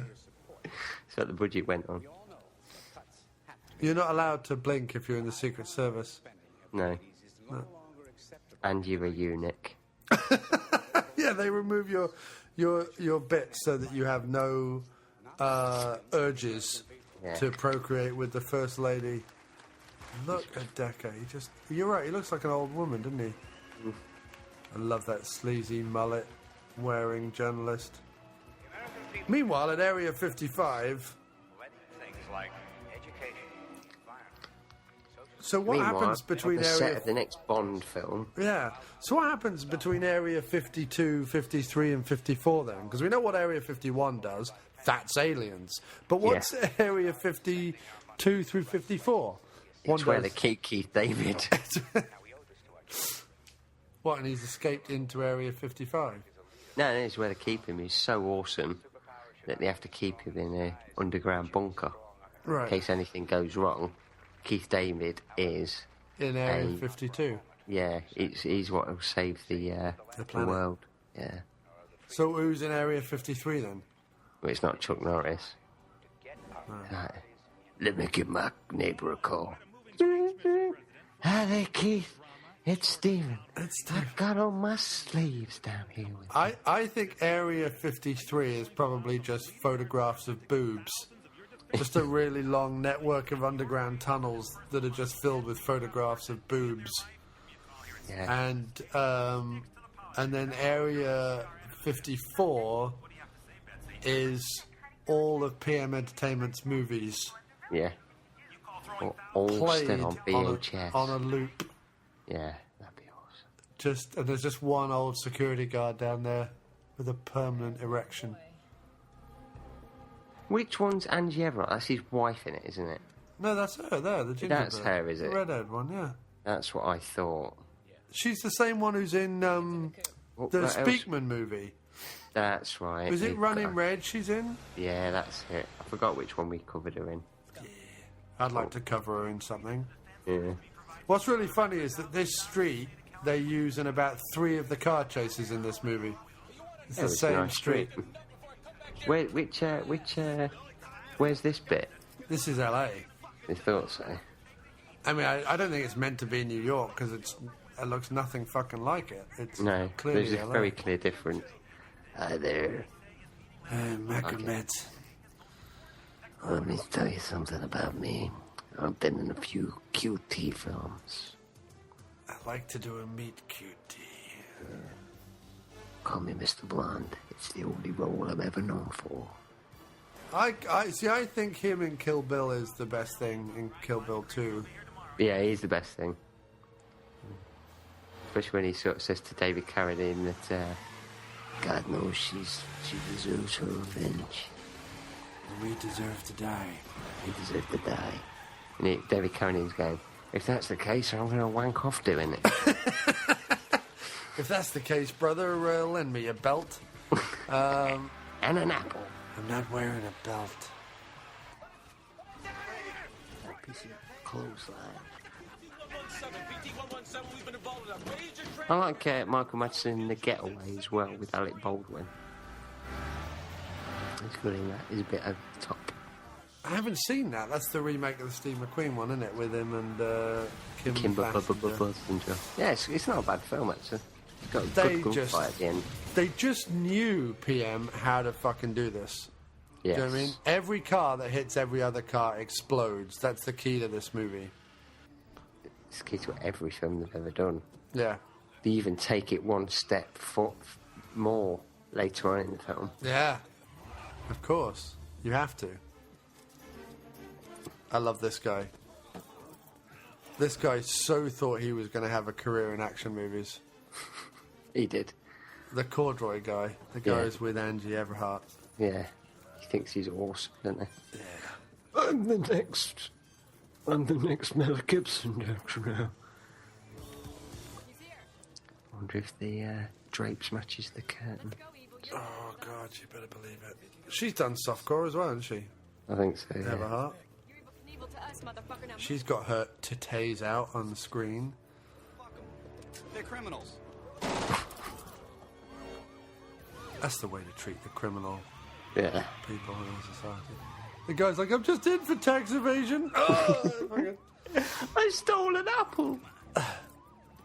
not even supposed to be here today. I love these guys who are clearly... the guys who are playing cops and generic bad guys in this movie are clearly people who work in like the PM Entertainment marketing department, who they just went into the office and went, guys, could you come out here and fire a few guns for us? Who wants to be a movie star? Yeah. The bold guy's going, I want to play a cop. I want to be a cop. They're all bald. Look. Bold division. Yeah.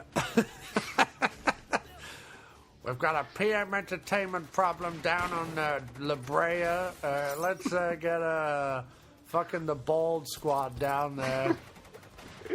Look at all these guys. They look like my dad's friends. Yeah, it's BTU, Bold Tactical Unit. CSI, BTU, NY. metaphorically challenged group of men. You won't get their hair messing up a crime scene. They don't have any. Truck's coming. Guy's listening to a bit of Madonna on his headphones. Doing some customer service. Hello, Smith's Trucking Company. Hang on a second, I've just got to smash through 2 police cars. Yeah, we do that as well. Oh, awesome.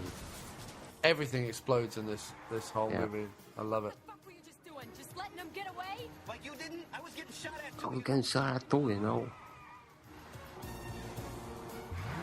Such a good car chase.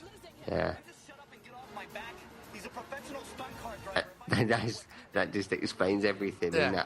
in that's it. He's a professional stunt car driver. Listen to me. Clunky exposition delivered while we're in a car chase. I know everything. I wear corduroy. Listen to me. I'm Clunky Exposition Man, and I will tell you everything you need to know about the next 90 minutes. Now we've lost him. Now we'll never get him to assassinate the president. He's found a packet of smokes. Yeah. It's a good job those handcuffs are just long enough for him to be able to drive. Oh, yeah. Yeah. I suppose you've got to allow, human rights if your prison bus does get rolled over, that you've got length in your handcuffs to drive a yellow sports car. It is a matter of human rights that you have length. Yes. We never had that in Thatcher's Britain. No. That's why they've developed the Nobel Length Prize Yes. for outstanding length. Yeah. Stephen Hawking won it last year. He does I'm have... so honoured to receive this award. I do have incredible length. If you know what I mean. LOL. Har de har har. Did somebody say Stephen is all about the pussy?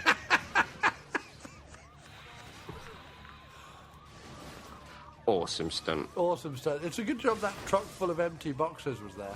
Yeah. I'm never going to get these empty boxes to Tesco now. What I like as well is they clearly had Michael Madsen in for 2 minutes, and they just shaky cam filmed him in the front seat of this car, and then the rest of it is all just done by stuntmen. It's such an economical way to make movies. Yeah.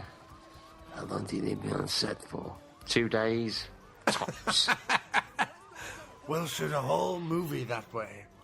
Oh, clearly set up stunt woman with baby carriage.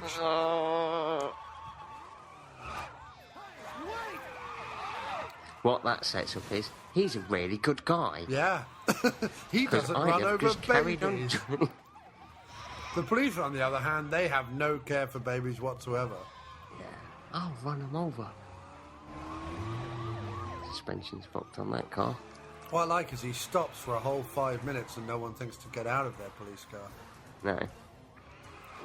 Everybody calm it down for 5 minutes. Let's let the woman and the child cross the road. Time out. It is a damn good car chase. Oh, it's one of the best. But you know, it's just in like a 2-block radius. They're just driving round and round in a circle, basically. Oh, another explosion. Every time a car hits another car. I love that. I want to see a film about them. What they did afterwards. That person who just ran out. She went and shit herself. Yeah, she went to the diner and went, "You'll never believe what happened to me. I shit myself. I got bum gravy all up and down the back of her thigh.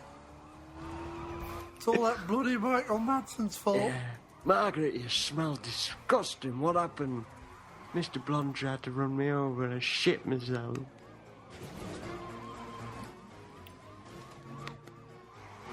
No, I was really impressed with this movie. I enjoyed it a lot. It's a fun movie. It is a fun movie. Makes absolutely no fucking sense, but No.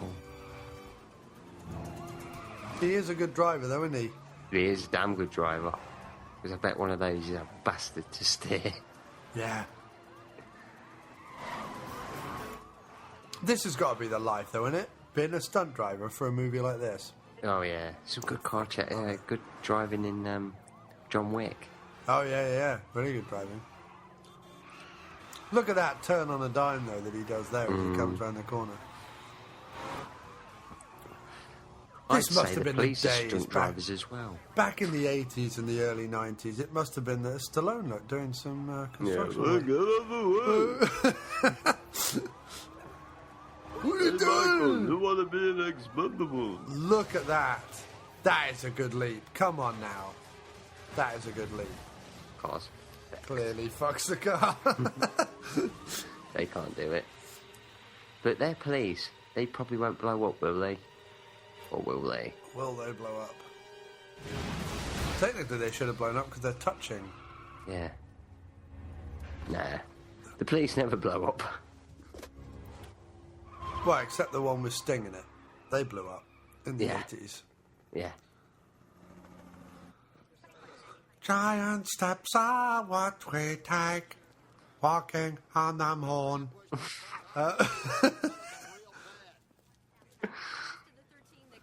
Who are you? Who are you? I'm an old hobo. I just wandered onto set. I can't read anything with these glasses. Not my prescription. Not even Got my a stunt mustache on. Not even my coat. Here we go. Tits. You forgot what they were then, didn't you? No, I was trying to say like obligatory tit shot, but this is when I was watching this movie and I was commenting on Facebook and I was like, PM know what they're doing. Within the first 15 minutes or whatever we've had, yeah, literally, first 16 minutes we've had tits and car chases and explosions. Brilliant. I don't really need much else from a movie, you know what I mean? Yeah, I'm done. 20 minutes in and I'm spent. Oh, you can clean my room up, sweetheart. Yeah. Do you like dusting today? Bella, I wore this especially for you. What else Trying was to he- get... Wait, I'm trying to get into the bald cop squad, but I've still got this, like, bum fluff on the top of my hair. I'm hoping that if I tickle your behind, it'll suddenly go away. I'll lose all my hair, and then I can be in the bald police force. I've always wanted to be in CSI. You do know that if they were still making films and we gave them enough love, we'd be sitting around the bar in one of these scenes. Oh, God, I would love that. I would love that.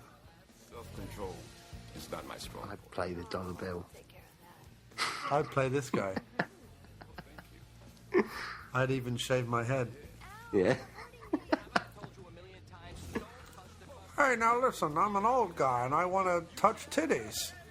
Let me touch the titties. Minutes ago I was touching titties. Yeah.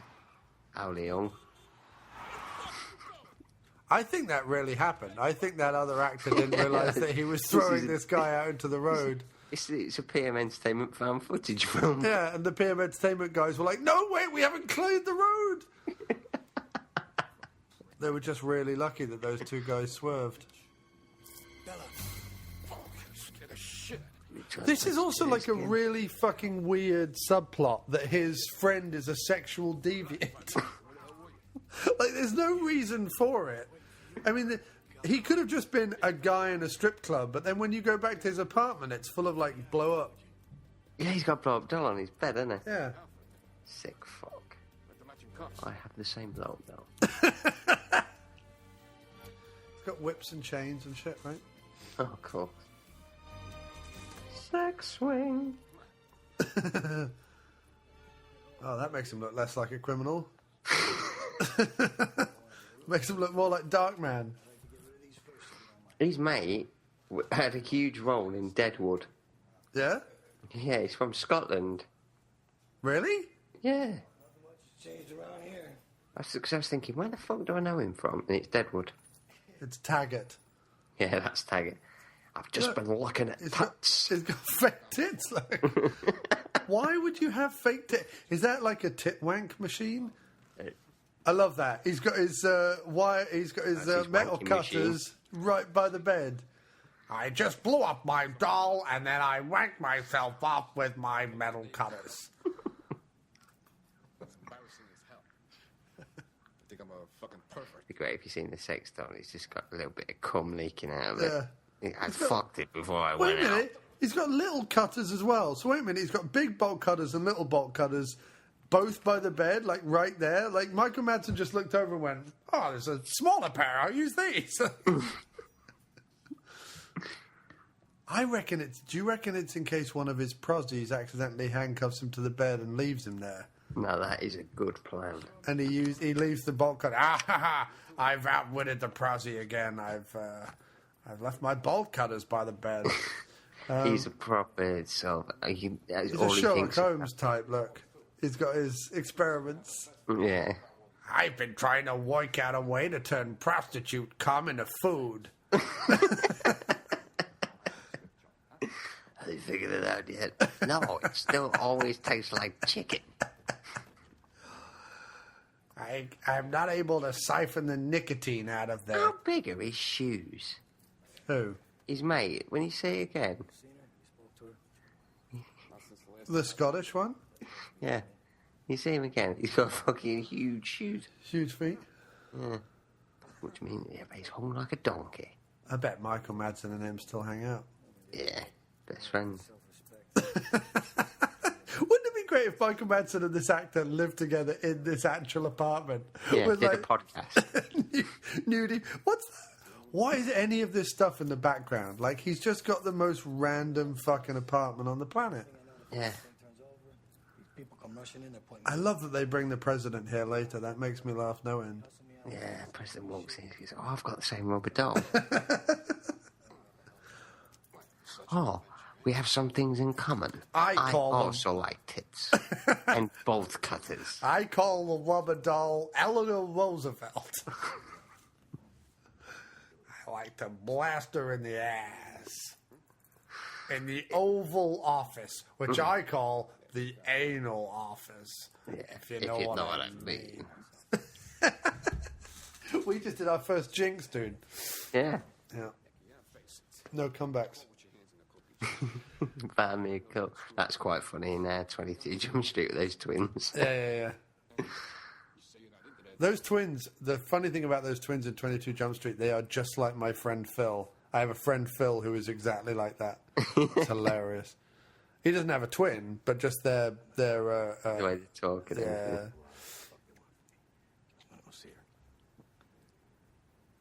Least you could do is make a better. Look at the colour of that prostitute cum in the background. It's got a lot of nicotine in it. Yeah, what about the other one that's blood red? That's a period. I'm trying to turn that into a healthy Chardonnay. Yeah, into a Lamborghini. Why would it be a Chardonnay? That wouldn't make any sense. Because it's Chardonnay's white wine. Yeah, but you never know. Right experiment could change the world. Look at that. They're in an ice cream van. I wish this had been Frogman from Yeah, well, that's the only way this film would be better. the Gary Daniels movie. Little Frogman, who's also in the Avengers, which I just think is fucking hilarious. He's also the old German guy in the Avengers. Yeah, that's wicked. No, we won't do this. Aren't you that toad-faced man from Ich PMN? habe Toadface. He does like that look, doesn't he, Michael Madsen? The vest. With I think the that hair. is his. Like, I can only assume that the clothes his in PM wardrobe, Entertainment movies are their real clothes. Because he wears exactly the same clothes in The Getaway. Nice soundtrack too. I like the electric guitar. His wife is in there vigorously bouncing up and down on some other dude. Yeah. His mate. Yeah. You got it quick. I always get there quick when pussy's on off. You don't want to go up against me when pussy's on the line. He's wearing a lot of eye makeup there, isn't he, old Madsen? Men are so predictable.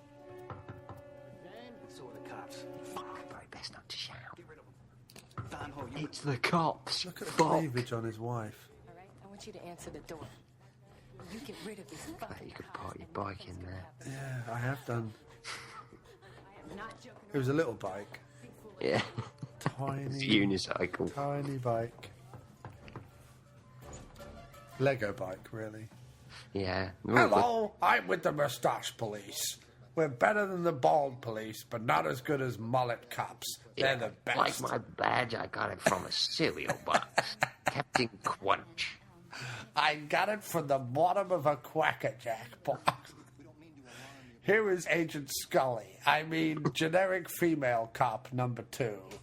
Have you seen the cigarette smoking man? Excuse me, madam, do you believe in aliens? I don't believe. This was the first choices for the X-Files, but they decided to make this instead.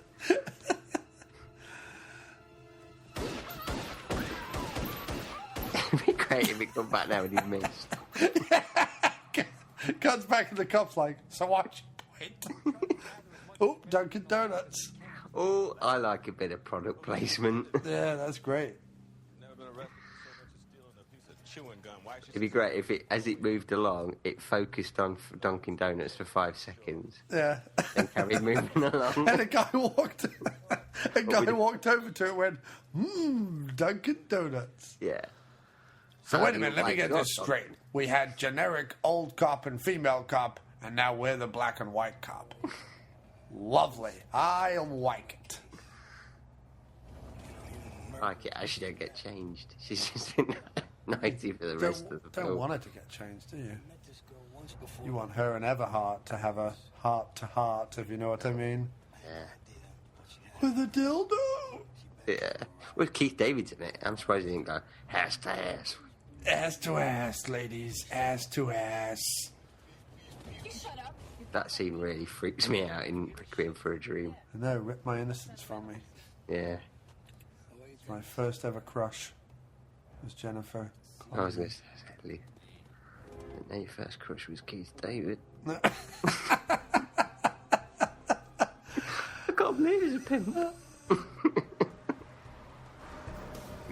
Same tunnels as in the Avengers. That's exactly. They modelled this tunnel on Angie Everhart's uterus. And this guy, in the on the left-hand side, he's been in tons of stuff, right? Wasn't he in The Sopranos? He probably was, yeah. I think he's certainly in... Take the high road. Yeah. No, he's in... isn't he in Donnie Brasco? I might be, yeah. You know, I cannot tell you what an honor and a pleasure it is to finally meet you in person. I've been in an a old episodes of Sons and Daughters. Want to come and see some? I've got them all on VHS tape. I found them down here in Area 51. We keep all Australian TV shows here. We've got Prisoner Cell Block H. We're putting them all out on eBay. That's a criminal empire. I'm a genius. Look, what the fuck is going on? He's got huge shoulders, isn't he, old Keith David? Keith David's a legend. Fuck you. He's a legend, I tell thee, a legend. I'd like to know what we're doing here. What do you want with He's worked with Carpenter, Let's not get worked with Piper, he's worked with Seagal, he's worked with all the best. Yeah. Sheen and Estevez. Come on now. It's gonna be fine. Where are you taking her? Don't worry. He's like Kevin Bacon of the B-movie world. He is. You're gonna get yours, motherfucker. Okay, I keep tapping her arm. I'd keep just... her breast. Listen, Keith David's contract to feel your boobs ever hot. I want to feel your move. Angie Everhart. Have a heart. The old fishing guy. I love the old fishing guy. I'm just off to go fishing in my camouflage gear. Here we go. Keith's got his little toy. Here, built this for my son. Have a go. Yeah, he goes, it's the whole city. No, it's not. He goes, I built this for my son. Do you have a son? No. Okay, then. That's a bit weird. Shut up. Play with my toy cars. Yeah. Red car and the blue car had a race. Be careful, Nick. There are booby traps. Booby traps. I like the idea that when as they a stunt when driver, they finish, he goes, "Okay, you're free to go. I just wanted to play." as a stunt driver, he's better at remote control cars. Like, that doesn't really make much sense. No. I think it'd be funny if instead of this scene, it was, even the toy car blows up. Yeah. Yeah, now he goes, "Free to go.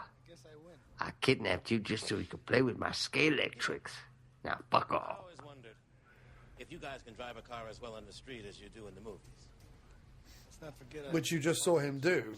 Drive a car as good on the street as he does in the movies. You just saw him do that, Keith. You just saw him do it.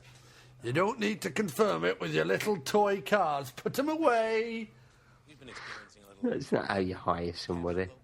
How good are you Yeah. with a remote control car? Imagine Pretty if you- shit, actually. Imagine if you did it with everything. So, you want to be in the army. I've got this little wind-up army guy. If you can get him from point A to point B, you can go fight a war in Afghanistan. That's how they hired Rambo. They gave him a bucket of those green soldiers. Yeah. Now what are you going to do? should you not return. The one here. At this point, you're in. She will die. Got enough chop talk. Why don't you go and see Nadia? I'm sure she'll want you to tell her that everything is going to Angie Everhart, will you have a heart? Will you spare my heart and love me? Will you touch my knob, cover it with cream? Will fulfill my dreams and love me. Get a nice sex toy, stick it up my ass, play with my balls, and love me. Just lick the tip, and on my nipples drip some melty wax, and love me. Put nipple clamps on my ass cheeks, stick a lightning rod on my Jap's eye, stick a root vegetable in my left ear hole, and stick your tongue up my nostril. I like that song. That's a good one, isn't it? It's good, I like I that. think Merle Haggard wrote it.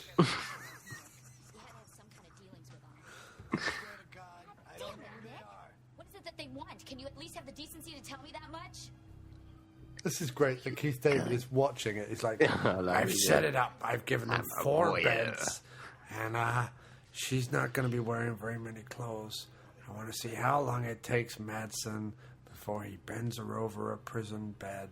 The only thing that Keith David, what it is, Look at him with his glasses on as well. He's like, he's watching him because what he wants is he wants them to have sex. He wants Michael Madsen to take his trousers off so he can get a quick look at the label to see where he got them from. He's like, that's my favourite blue, but I don't want to ask him where he got them from because that's just weird. So let's kidnap him or fuck his wife. I'll see the label and I'm going to go buy some. it's a very convoluted plot. But I figured it out. It was a fuck up.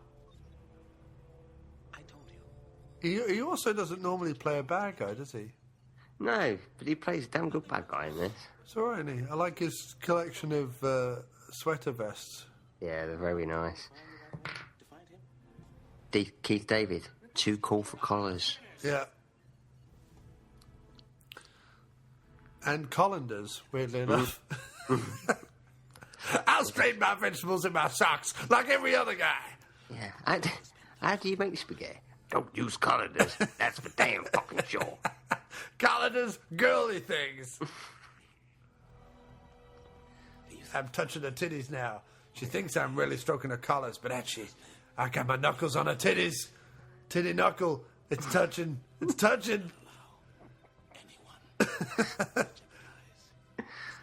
Greatest highlight in life is touching nipples with my knuckles. Titty knuckles. It's my best Knuckle move. titty wank.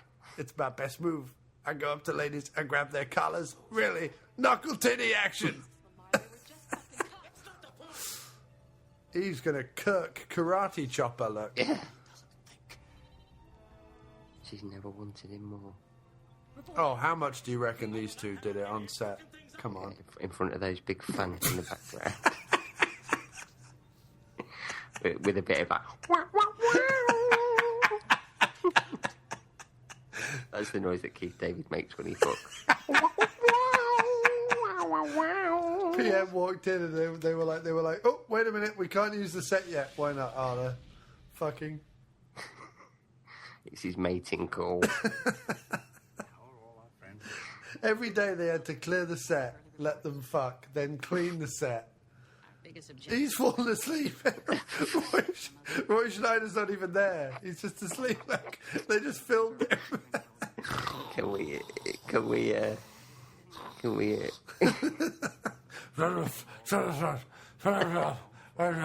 I'm asleep.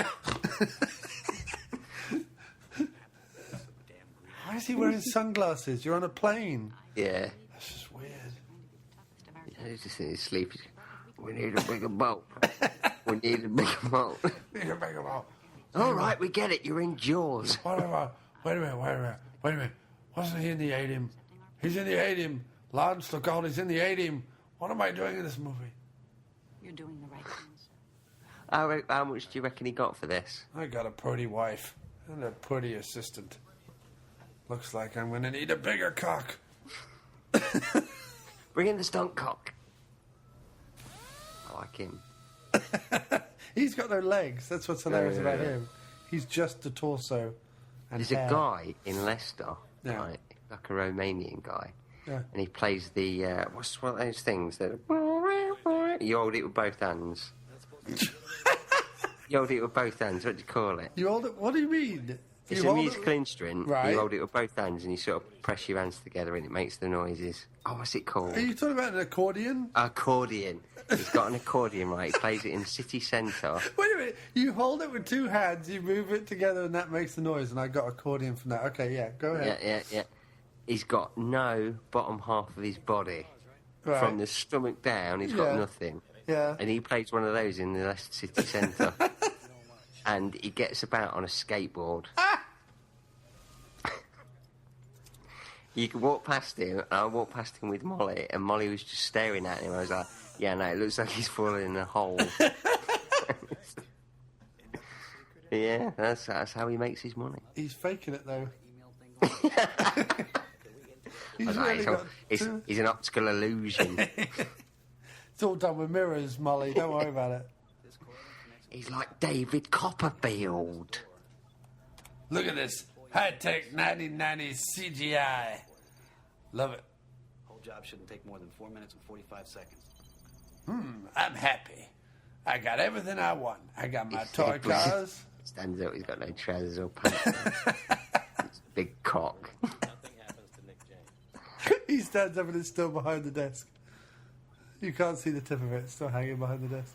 Have you read the trivia for this on IMDb? No. It has actually got trivia. Where is it? Only one piece of trivia. Matthias Hughes asked director Joseph Merry that his character be killed off in the film. That's it. Wow.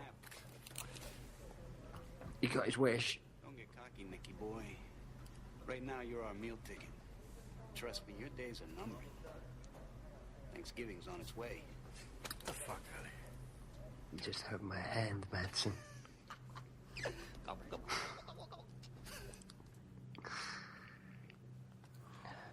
You bet that there's just been some sort of alien and or sci-fi themed porn filmed on exactly this set. Oh, yeah. Space fuckers or something. Yeah, space fuckers from the planet Labia. Yeah, anal intruders from the planet Labia. Yeah. And Angie Everhart was probably in it. Yeah. with Matthias Hughes. Starship to the Galaxy Volva. Yeah, to the planet Clitoris. And the nebula of anal beads. Yeah. That sounds quite hot. Let's make it. Not together. No. Nobody'd want to see that. No. I said, let's make it. I didn't mean let's act in it. No. She's a feisty little spicy... Oh, they've got her she's like a budget Sherilyn Fenn. Yeah. He's got another sweater vest on that. Yeah, he's doing... Hey, I'm not doing any work. I just bring in my bottle of wine, my cigar, and my little box of ice. Do a bit of customer sales on the phone. Hello, would you like to buy the new sweater vest? Yeah, nobody knows it, but I'm a McDonald's drive-through operator. Can I take your order, please? I can do it remotely. I'm really doing... That's the Chandler Street McDonald's. I have it up on there. So he's watching. Who's that? I'll have a McChicken sandwich. Your order is complete. Drive around the window one.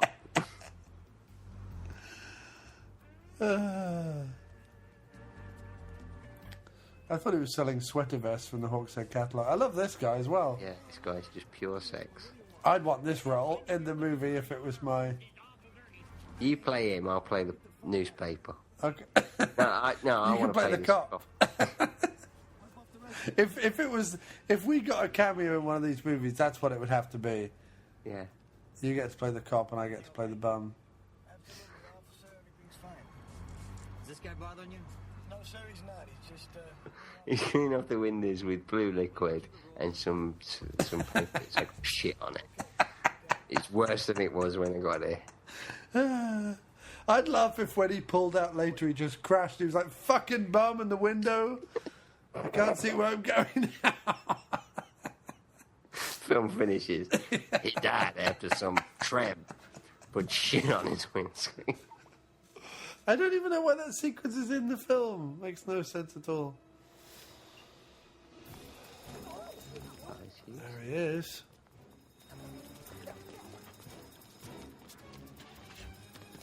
Who knew that years from this movie being made, Matthias Hughes would be the biggest star in it? I like it so he calls him a Fabio-looking motherfucker. Yeah. He defiantly still wears that hair to this day, didn't he? Yeah. Hughes. Do you see his pictures he puts up on Facebook? No, I'm not. I don't think I follow him. I'm friends with Matthias Hughes on Facebook. Oh, yeah? Yeah. Fat lot of good it does me. Oh. He's never once sexted me. That's why I'm friends with my porn. He always sexts me. Sex you up? Yeah, and Matt Payne. Yeah. And who else am I going to give a shout out to? Chris Taylor again. Mark Burns. He sexts you, doesn't he? Ian Chris Brown. Who else? Jason Ritter sexts me. Oh, Jason Ritter always sexts me. He sexts me, but he sexts me, and then he sends me audio clips of Polka John's German polka music. It's more than what I get. So that I can listen to that while I touch myself. When I think about you, I touch myself. Ooh. But it's the polka version. Yeah.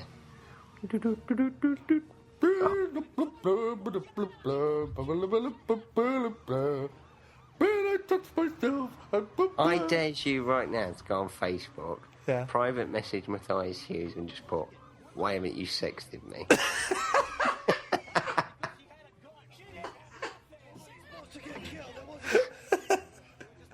And if you get a response, I'll give you $50. I won't do that, but I'll write to him and say that we're watching him in The Stuntdriver. Yeah, there you go. I have no idea what that film is. Executive target? Oh, must be. Shall I send him a message? Yeah. Paul, why did you want to get killed off in the film? There he is, Matthias Hughes. It says on IMDb you wanted your character to be killed off in The Stuntdriver. Why? Okay, hi, Matthias. No, that's I've spelled that wrong. don't do that.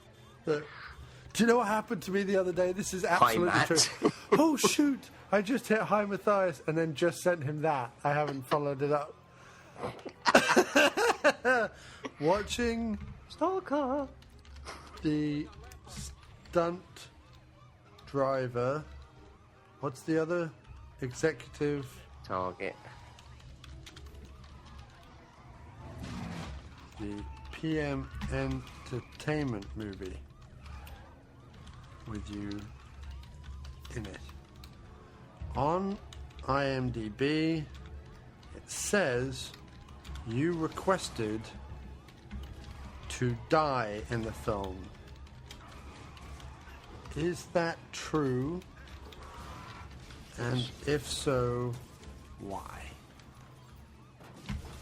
Thanks, matey. No, do you know what happened the other day? This is true. One of the people who works for a marketing company that I do work with for the diner. Yeah. Because obviously I get sent screeners and things like that.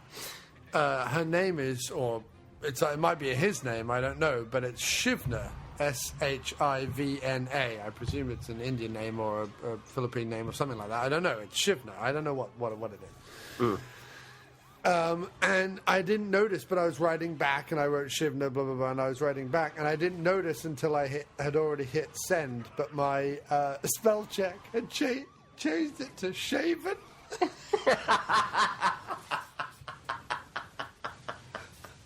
So I sent a response that says shaven, comma, and then the response. You know they've had that before, though. You know they've had that before. Shaven Haven. Yeah.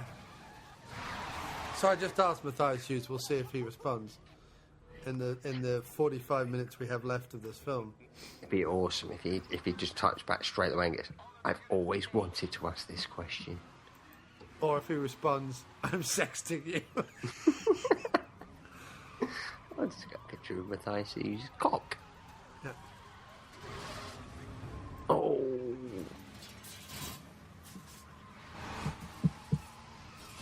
What year was this made?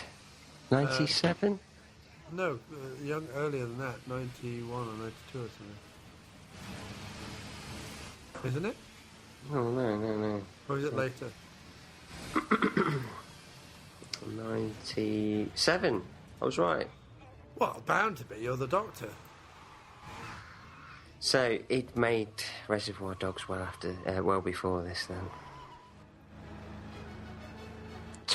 He's got 19 upcoming projects. Michael Madsen has. Yeah, they stay busy. These guys who work in B movies.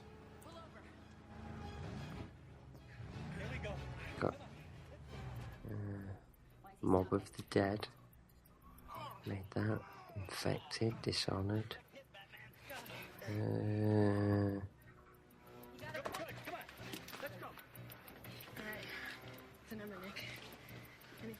He was in 24 as well, was he?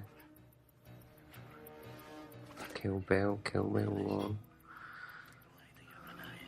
Paulie Shore is dead. Now that's the highlight, really, isn't it? Paulie Shore is dead. Sure. Yeah.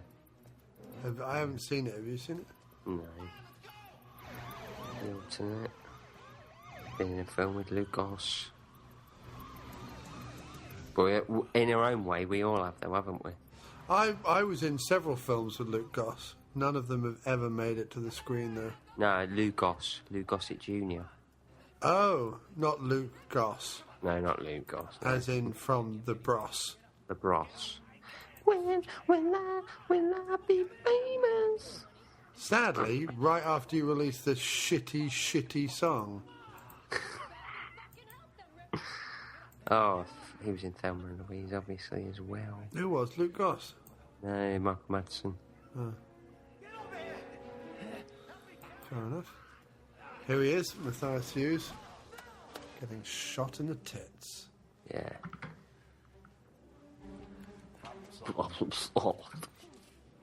Fucking piece of shit, I was in the fucking Sopranos. I'm sure he was in the Sopranos, this guy. Can you look it up? Let's have a look. He's like, I'm still mad. I didn't get no Dunkin' Donuts. Don't be giving me more files. I want a donut. I didn't get any donuts. Give me more donuts. Let's see. Is he Jack? I think he is. He was in... Nice. I love a good squib. I think we all do. I had a good squib. There's a lot of action films. He was in one of the Fast and Furious films. No, I mean the Italian-American guy, the tall... Yeah. Tall guy. He's in Fast and Furious. Giallo. He's in Fast and Furious? Yeah. Is he? Yeah. He must play a mobster or something then. Yeah. He was in a film with Steven Seagal. But he wasn't in The Sopranos? I've not seen it yet. Huh. He looks like he should have been. Was he in Donnie Brasco? I don't think He's so. been in some mob movie. He's been in The Shield, The Stick Up with James Spader. Oh, Sleazy Spades. He's been in a film with Eric Roberts. Of course, everyone Dolph has. Lundgren. Everyone has been in a film with Eric Roberts. Everybody. Yep. Deep They shouldn't Space do the Nine. Kevin Bacon game. They should do the Eric Roberts game. I've started a film with Eric Roberts. Yeah, he was in Donnie Brasco, same year. Oh, it's Donnie Brasco then, okay. Donnie Brasco. I knew it was one of those Italian-American things. How old that is, Donnie Brasco? 1997? Yeah. Fucking hell, I thought it was 2000s. Yeah, Johnny Depp's like almost 50. Yeah, I know he doesn't look it, but he's almost 50. He was in Out for Blood with Don Wilson as well. Who is? The Italian-American guy. That's where I know him from. I know him from those films. Ah, there we go. Look at all that fruit that could have fed starving children. Never mind. He was in the A-Team as well. Oh, yeah, everyone's been in the A-Team. TJ Hooker. 4 episodes. I love this trick. This trick's amazing. He makes himself disappear. I know. Talk about David Copperfield. Yeah. It's like the guy in Leicester with the accordion. And when and when the dust has settled, I'm gone. Yeah. Tonight, Michael Madsen. Tonight, Michael Madsen is Paul Daniels in That's Magic. Look through the old, and Michael Madsen's just underneath the van. Don't you take longer than that? Hi, I'm Michael Madsen, and I'm playing Paul Daniels. The Paul Daniels story. That's Magic. Directed by Quentin Tarantino. The reason I want to do this film is because everybody, Paul Daniels is a magician. I'm a really big fan of Whizbit. I wanted Debbie McGee for Kill Bill.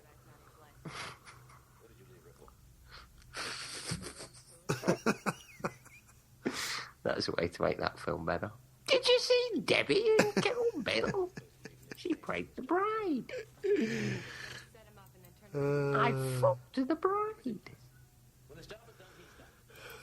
They wanted Paul Daniels for the part that Michael Parks plays in the second one, the Spanish pimp.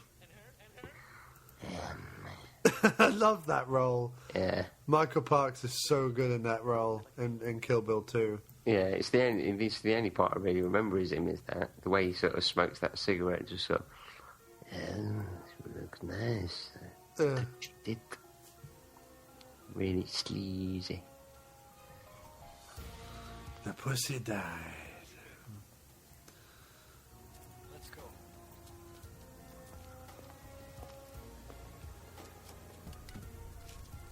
Michael Madsen is Paul Daniels in That's Magic, starring Debbie McGee's asshole. Yeah. Debbie McGee's vagina. Debbie McGee's arsehole is Paul Daniels. Okay. This is catering. Yeah, this isn't even film. This is Craft just service. Craft service stuff. Mary came over and was like, "Can I just get film of you at a table eating stuff?" Yeah. Do you like chicken? And they give him proper food this day. Usually it's just tomato ketchup sandwiches. What's crazy is Everhart's having all 3 of those plates. That's all 3 of her meals. It's what keeps her hair so red. Yeah. She puts all her food into her tits. Yeah. That was start Twin Peaks then. Yeah. Dum dum. Dum dum. Dum dum. Dum dum. Is that Jeff Wincott in the background? I think so, yeah, cameo. I'm friends with him on Facebook as well. No. I've just become friends with the guy who's directing the new Doctor Strange movie. Really? Mm. Who's that? Scott Derrickson. Okay. Don't know who that is. He's directing Doctor Strange, and he did Deliver Us From Evil, Sinister.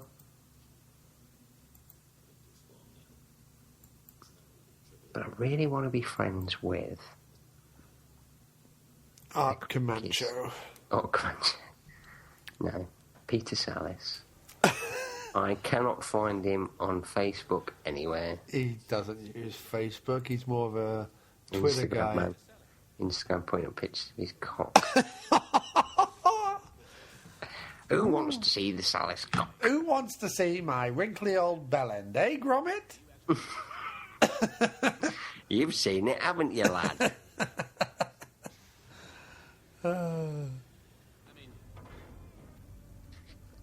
I've covered it in peanut butter, haven't I, lad? I lay down on the sofa, didn't I, Gromit? Got me to You lick licked it off. didn't you? Like, come. In your plasticine face.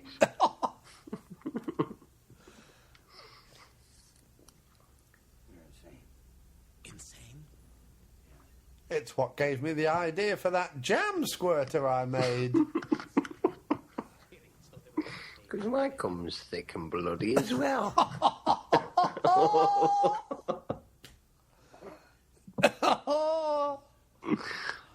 And I do like toast. That's what happens at the end of Necromantic Dude. Is it? Yeah, he's a fake erect cock, and he's like sort of stabbing himself as he's ejaculating. It's just like bloody cum. It's fucking horrible.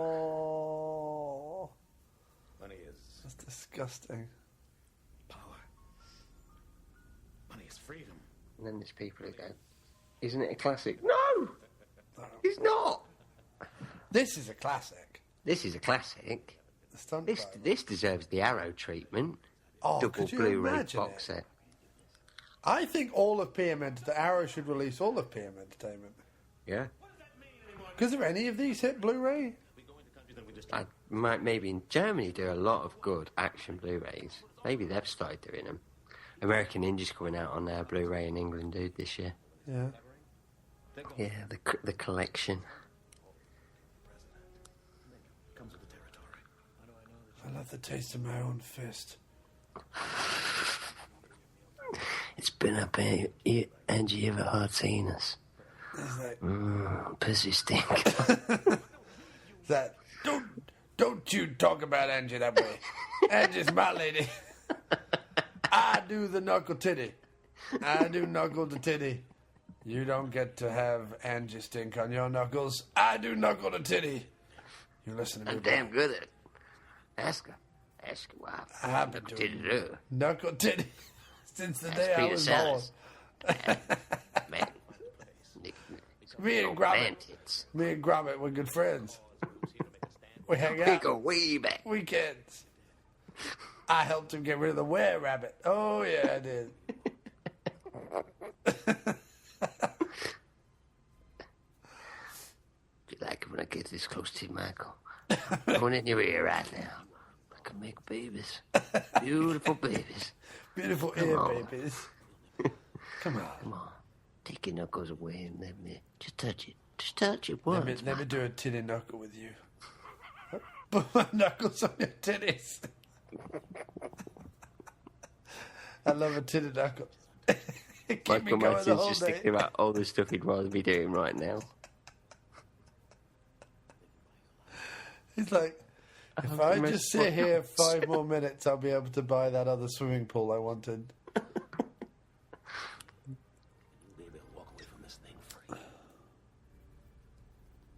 I mean, PM, to get him after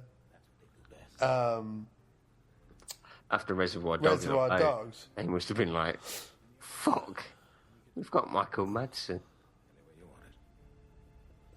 And this is also while kind of Canon is coming to an end and PM are still going strong. Yeah, they're still getting the stars in. And he was a huge star, Michael Madsen. He was a pretty damn big star. He did this in Free Willy. I remember that date that I... Free Willy. He did. Isn't he in Free Willy? He is in Free Willy. Told you.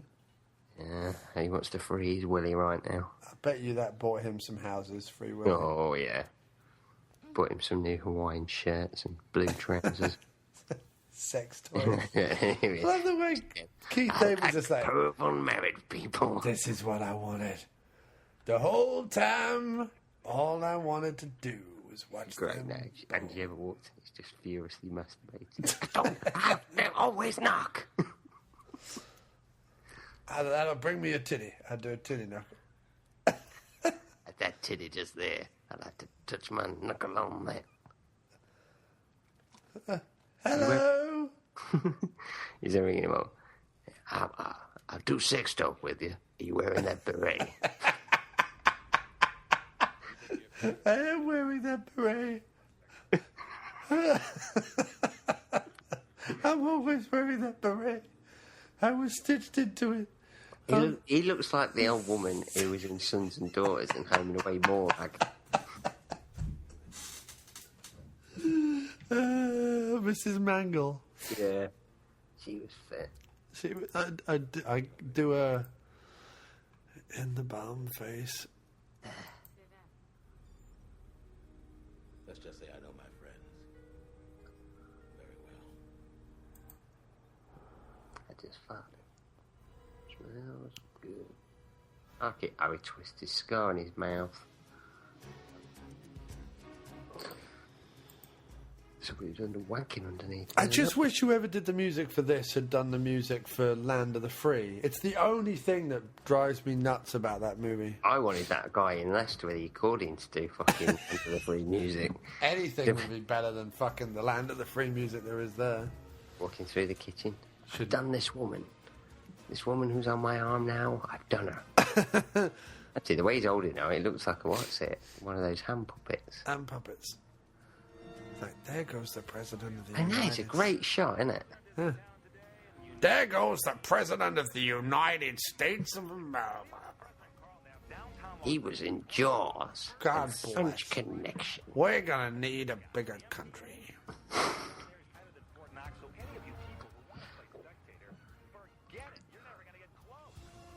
First Street.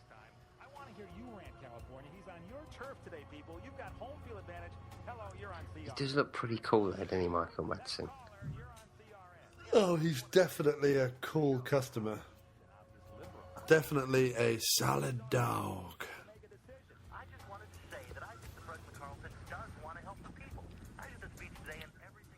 They do like their aerial photography. They do, yeah. I like that guy's tash. It was a lot of bounce to it. Yeah, it's like the pubic mane of an 18-year-old girl. When they haven't trimmed yet. It's just natural. As God intended. I think if I could get behind any religious thing, it would be that shaving all pubic hair off is wrong. I don't like the bald thing. No, you like the 70s bush, don't you? Well, I'm happy with 70s bush. I'm happy with any hair. I just don't like the completely clean shaven. No, I don't really understand it. It's weird. I would think, really, though, with your beard, it'd like cause a Velcro effect. Yeah, that's what they like about it. Dog. That's what they like about it. Yeah. Because they can't hear me saying that I'm stuck. They can just feel my tongue a-flapping. Hi, I have no legs. Help me get out of this truck. I like a vagina to look like that guy's hair who's in the truck. Centre parting. Curtains. Beef flaps.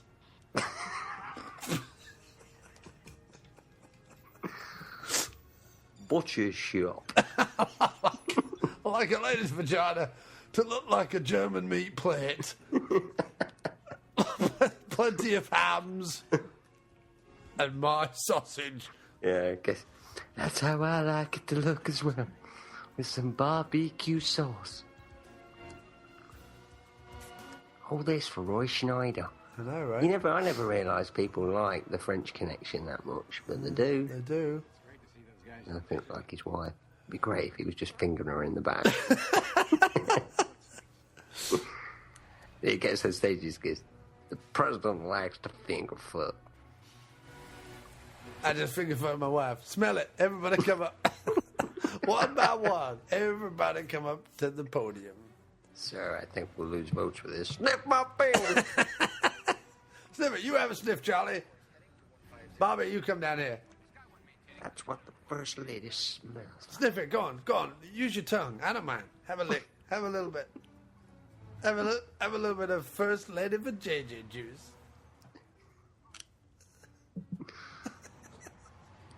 Boris Johnson does it.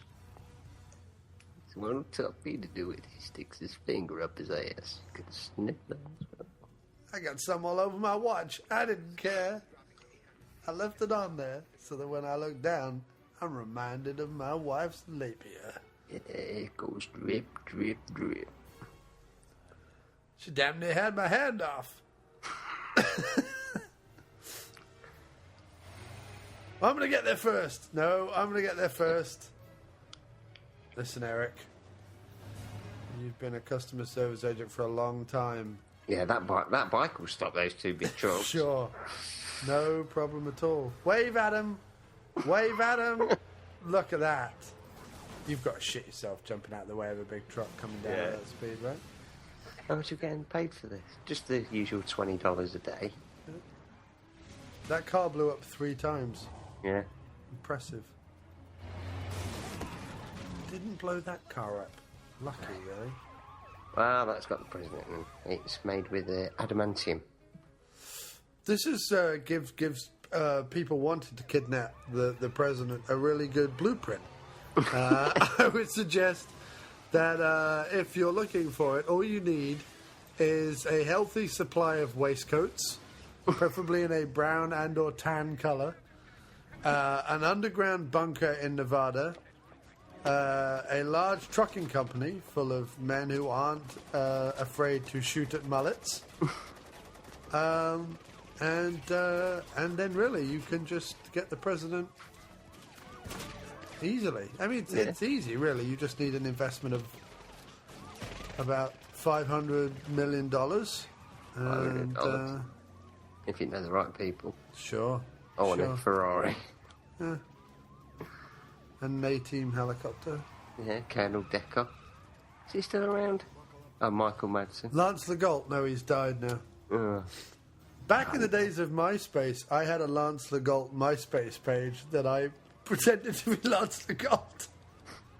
Who is Lance Legault? The guy who plays Colonel Decker. Did you really do that? Yes, I used to have a Lance Legault MySpace page. Is that still up? No. Well, MySpace has all changed now, isn't it? They got rid of all their old accounts if you didn't maintain them. Did you have many friends? Yeah, he had loads of friends. BA. But I used to write really stupid things like, I'm Lance Legault. I love raspberry pie. Or whatever it was. Like, I just... Should restart it on Twitter. I should start a Facebook page for Lance Legault. As Lance Legault. That's what I should do. Yeah? Oh, I'm going to do that. That's going to be so fucking hilarious. I need to start some fake Facebook pages. Yeah. I might start one for the, for that guy who's just shot the copper. All I might do is... Jeff, the bad guy. I just put every day, put up a link to this film on YouTube going, I love this film. I was in it.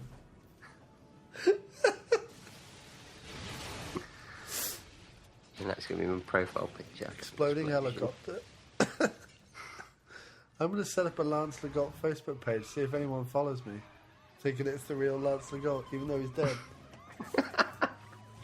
It's like a horror film. What? It's coming back through Facebook. The ghost of Colonel Decker. Your first status is going to be, I'm back. I'm back, and I'm still in the beret. You can't beret the dead. In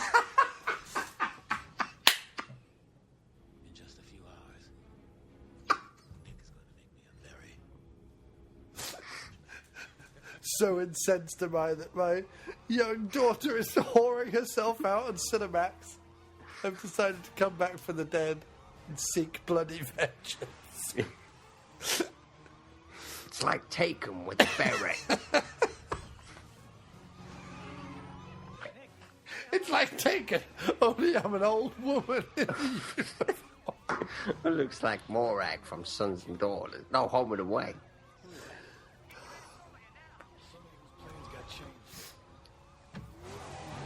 Ah, that's hilarious. You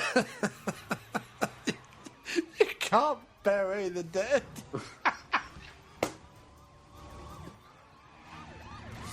Oh, come on now, that's hilarious.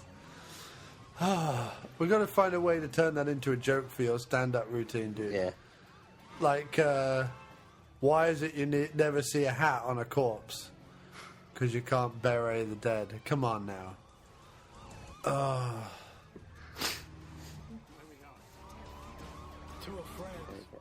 Or why is it the French have better funerals than us?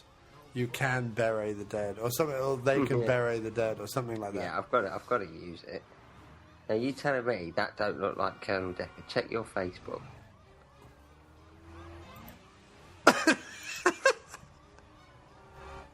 Fit.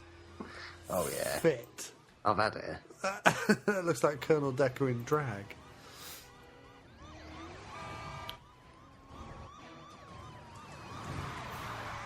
Where are they watching it from? 97. I don't believe that the technology was there for that. This sort of surveillance. Well, you know. Or was it? Keith David has access to all sorts of things we couldn't possibly imagine. Yeah, this is his biopic. Because this is where he lives. This is like Pac-Man. It's like his big game of Pac-Man. Yeah, see, I'm playing The Sims.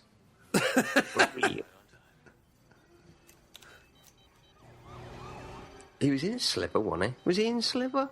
Was Keith David in Sliver? He's in everything else. That blew everything else up, look. Love that. That's such a good stunt. Exploding police cars. Always a good stunt. He must have spent millions on cars over the years. Oh, yeah, I know, right? Well worth it, though. Oh, yeah. What I don't understand as well is, like, they do all this in these movies, but you rarely see this, if ever, in Hollywood movies. You know what I mean? No, the stunt's never up to these standards. Why is that? Laziness. Executive target. Vanishing point. Gargoyles. Charmers. No, I don't think he was in Sliver. Do you suppose he got this guy in the film because of Donnie Brasco? Oh, yeah. They were both friends together? He's gonna be a huge star. Keith David was like, I'm gonna be in Donnie Brasco. They were like, it's not that kind of movie, Keith. Why would he have all this on film? Why would he be able to see all this? That's what I mean. Who's videotaping it for him? Is this like Spaceballs? He has the video of the movie before the movie's even come out? I think it might be, yeah. Mm.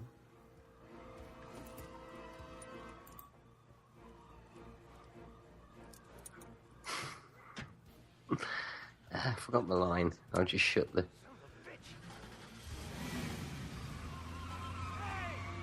You forgot the fucking keys. Hotwire it. You're a criminal. He's making a huge sex dungeon, isn't he? I love sex dungeons. Yeah, that's what he's doing. I'm making a sex dungeon. Did you know I was born in Scotland? I like sex dungeons. Listen, I got this great idea for this garage here, see? I put this down, and a huge penis comes down from the ceiling. Straight into my ass. I got a chair that's shaped like a woman's pussy. I put my face in it and I practice cunnilingus. I'd love it if the president could have a go on it. I would be honored.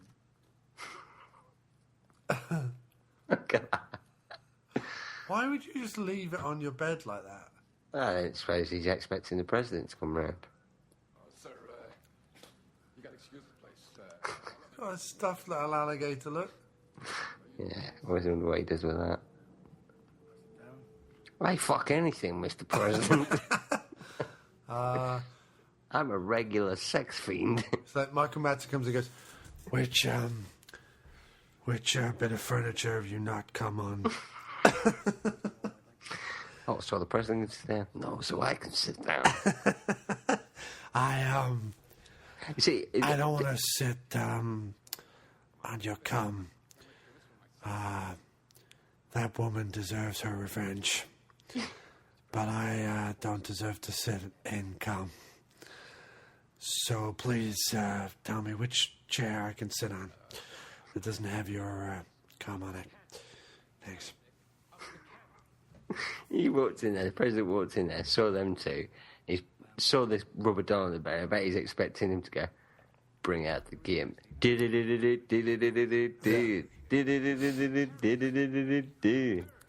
Thinks he's going to get bombed. Shut up. Listen, Mr. President, it's quite simple. I'll help you once you get on the bed and make humpy hump with that rubber doll over there. I love it. If he walks in and cut to Keith David and cut back and he's on top of it. I'm not going to help you till you come, Mr. President. I'm trying. You just hear like that squeaking noise you get with a balloon when you rub your hand on it. Yeah. Okay, I've done it. He's like that. He's Scottish, mate. So cleaning out afterwards. I like it when people make humpy hump with a rubber doll. Yeah, I'm sorry to tell you, Mr. President. He used it before you. He didn't clean it out, and he's got AIDS. Look, they can bury the dead, look. Yeah. Oh. I tell you what, Mr. President. Now that you've done that, I want to borrow your hairpiece. I want to put your hair on the rubber doll. And then my wife's pussy. And then I'm going to make humpy hump with the doll. And then our love will mix together inside the doll. And I'll be next in line for the presidency. That's the way it works, right, Mr. President? When we touch tips, I'm technically the vice president then, right? That's how it works. That's how you appoint somebody, right? The Expendables. Yeah. And Barney Ross and Colonel Stonebanks. Back in the day. Let them go. That'd be great if it was, wouldn't it? Have you seen the prequel to The Expendables? Executive Target. I think it'd be great if you cut to the bed and you saw someone holding a gun over at the inflatable doll. Who's this bitch? I thought I saw her move, Mr. President. 2.5 hours. With who driving? All right, take these two men. Take these two men who've not been paid. They won't do much. They're sure to get shot. Take these 2 men. Where shall I take them? No, take them over the couch. I've done my bit. You do your bit. I'm going to give you my watch. And I want you to go balls deep in their ass. I can do that. I can do that, Mr. President. Who plays the Gimp in Pulp Fiction? That's a good point. I hope it's Keith Chegwin. He looks like a sex fiend, doesn't he, Keith Chegwin? Yeah. He didn't get all wrapped up in U-Tree, did he? Yeah, of course he didn't. Who'd fuck him? What about Noel Edmonds? No. Was he called in for questioning? No. Should have been. Would you admit to ever having sex with Noel Edmonds? I have had sex with Noel Edmonds. Oh, there you go. I admit it openly.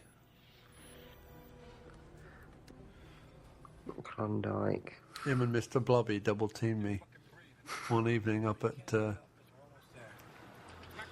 what was the name of his... Craggy Bottom or something, wasn't it? Yeah, Craggy Bottom, wasn't it? Oh, he's not... Is there a picture of him not? He played the Gimp. Stephen Hibbett. What other movies has he done? He's also been in National Treasure, Tourist on Toilet, Dr. Zeus, The Cat in the Hat, Austin Powers, The Spy Who Shagged Me. That's it. He was Tourist on Toilet in National Treasure. Yeah. And the Gimp in Pulp Fiction. Yeah.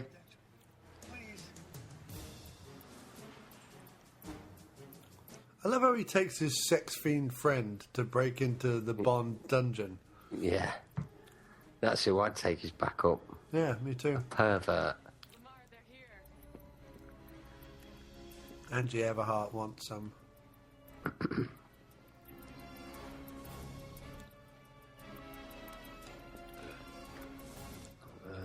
Tidy the place up.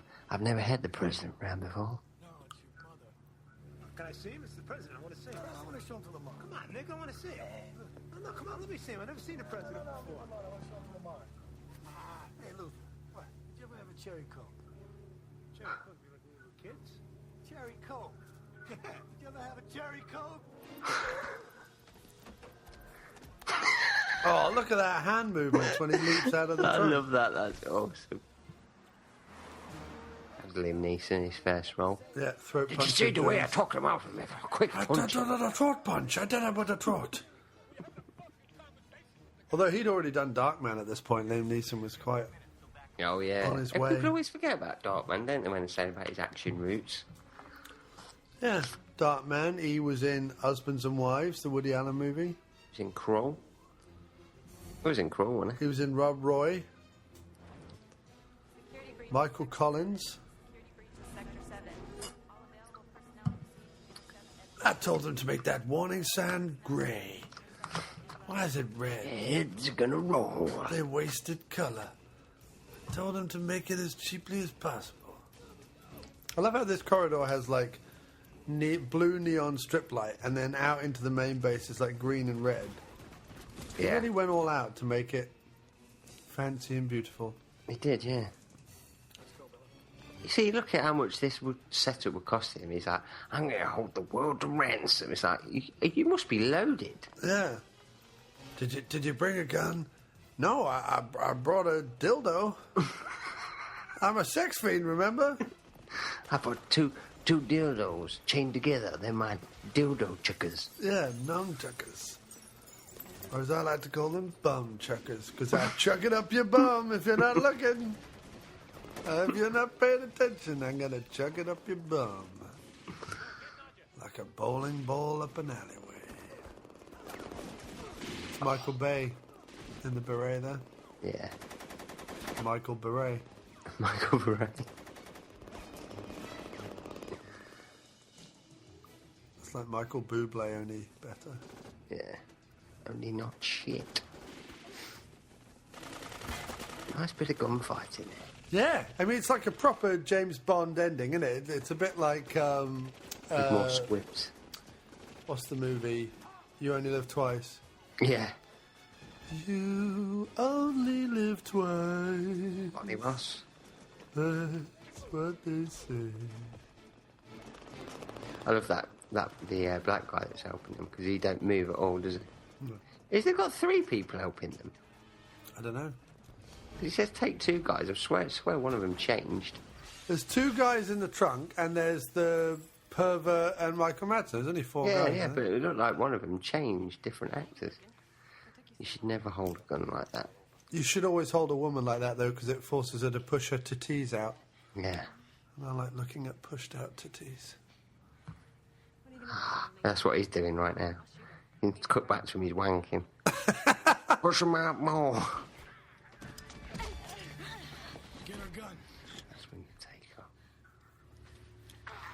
Oh, pull me over to Angie Everhart. Mouth. Before I die, just pull me over. No, it's fine. Don't worry about it. Just pull me over to Angie. He's on top of her. Everhart. Blood pouring out of his chest. It's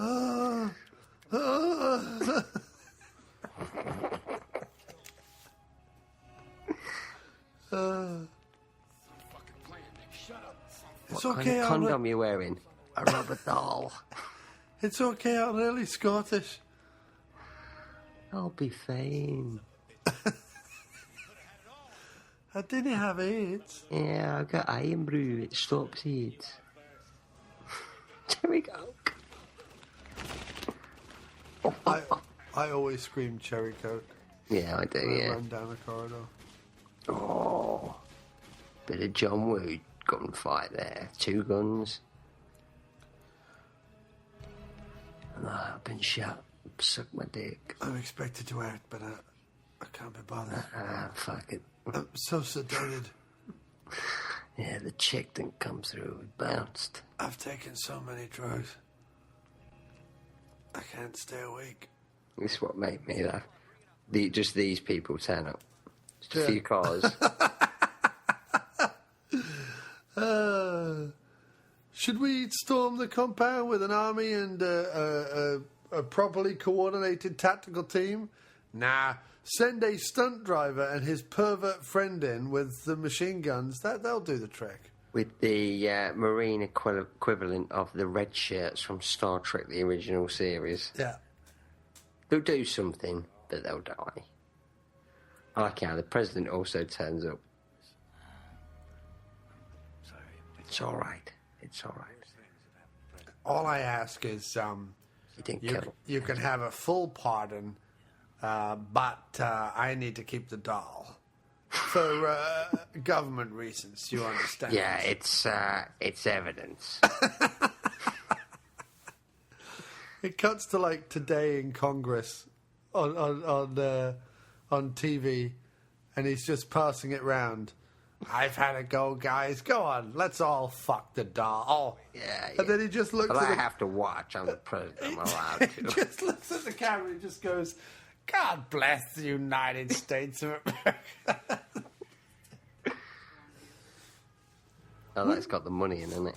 Wouldn't you be just so much happier if that was politics? If it was like, today we're all going to be fucking a rubber There'd be a doll. lot less stress in the world. Right. I firmly believe that.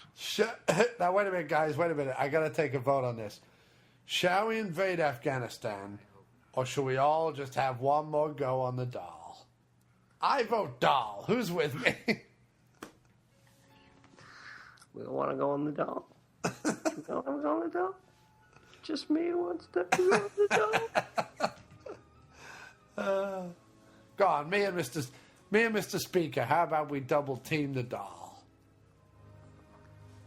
I'll take the real life, realistic mouth action. Let's see if we can burst her.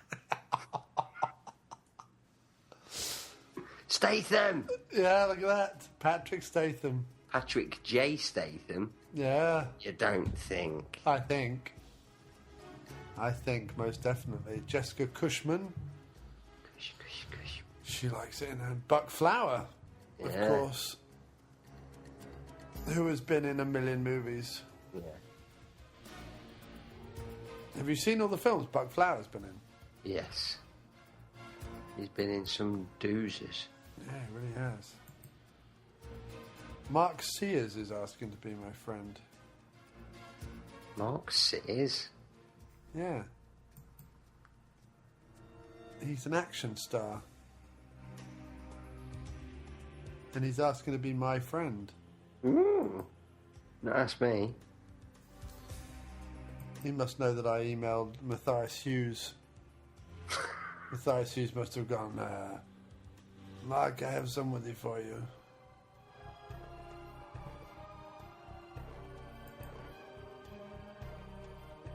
So I just became friends with Mark Sears, whoever the name of cock that is. Hertfordshire. He's just got a shout out on this show. See what he's been in, shall we? On which show? Our show. Oh, yeah.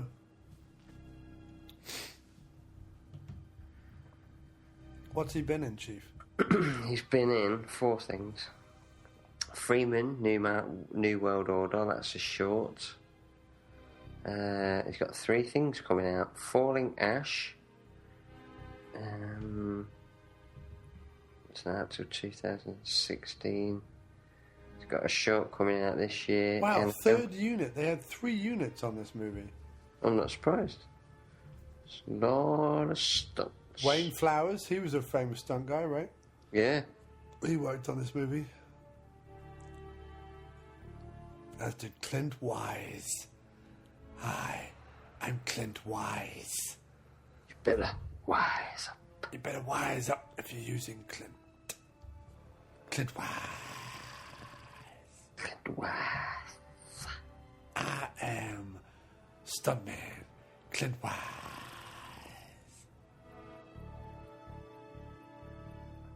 The persons and events in this motion picture are fictitious. Really?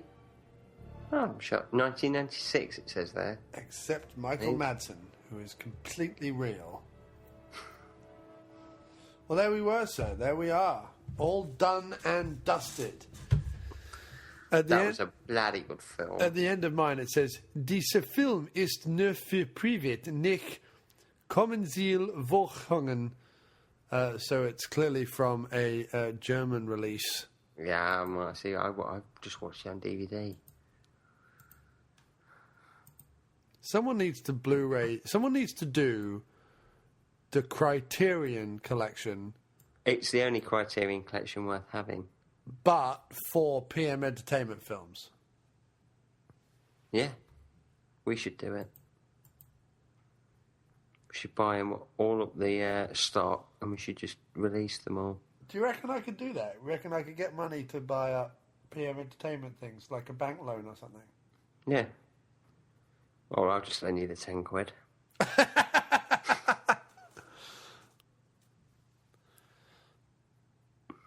Oh, look, Fox is thinking of bringing back 24, but without Kiefer Sutherland. Where would be the point in that, then?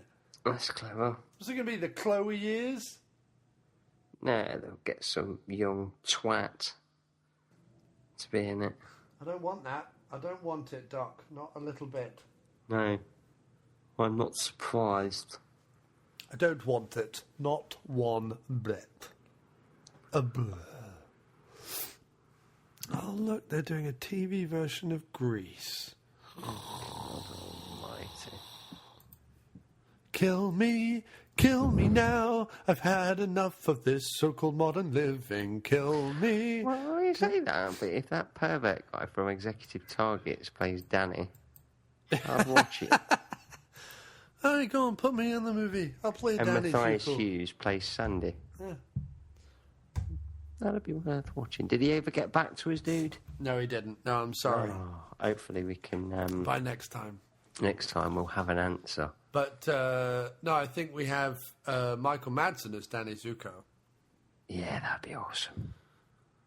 Stranded at the drive-in. Branded. A fool. A cunt. What will they say? Monday at school. Sandy, You deserve your revenge. And I deserve to die.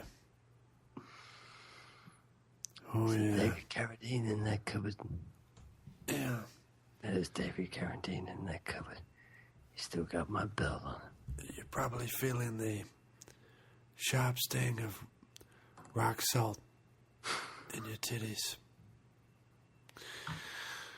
You deserve your revenge.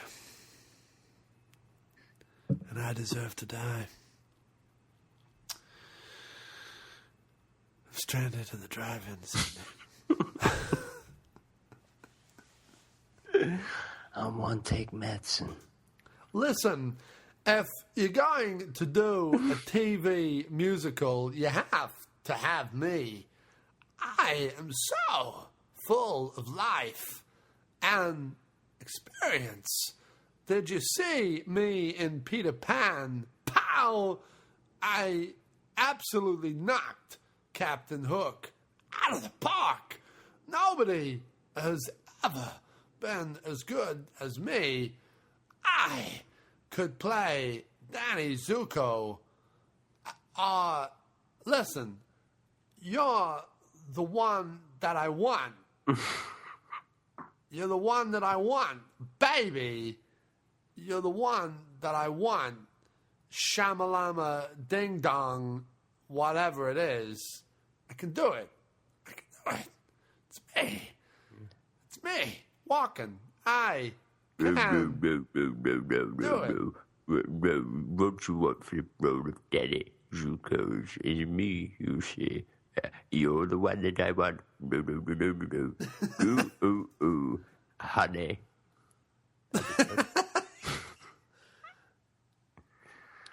You're the one I need. Oh, yeah. Indeed.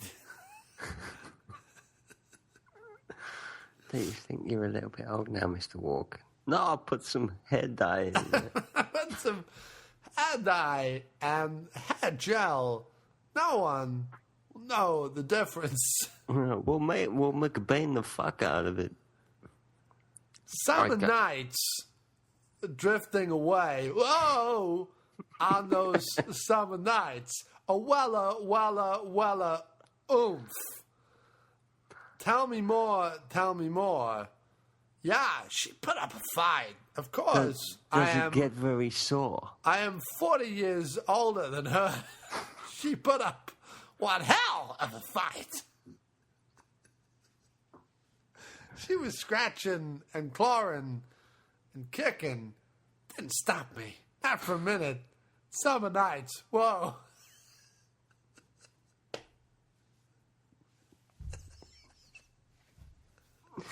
Is this the way we want to go with a new Grease? And find that a guy who's 40 years old raped her.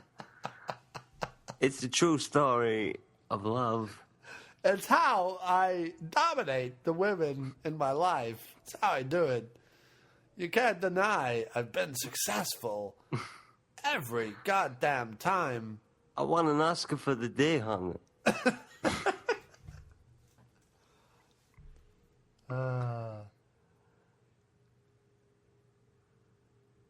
Listen, I want to play Rizzo.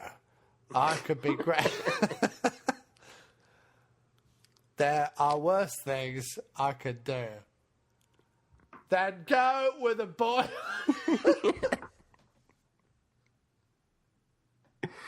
There's always Leonard Ross to play Skinnicky. I don't give a fuck. There are worse things I could do than go with a boy or two. The neighbourhood. He's got a black curly wig on it. You could have shaved, Michael. No, it's pulled part of the role. There's realism in my art. The neighbourhood thinks I'm trashy and no good.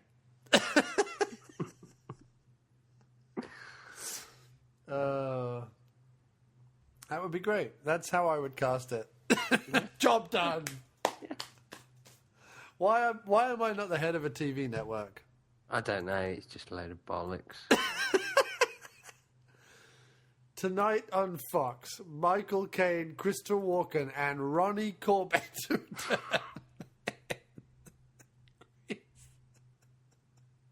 with Matthias Hughes as Sandy. Oh, it's a TV event. With special appearance by Mr. Blobby and Noel Edmonds.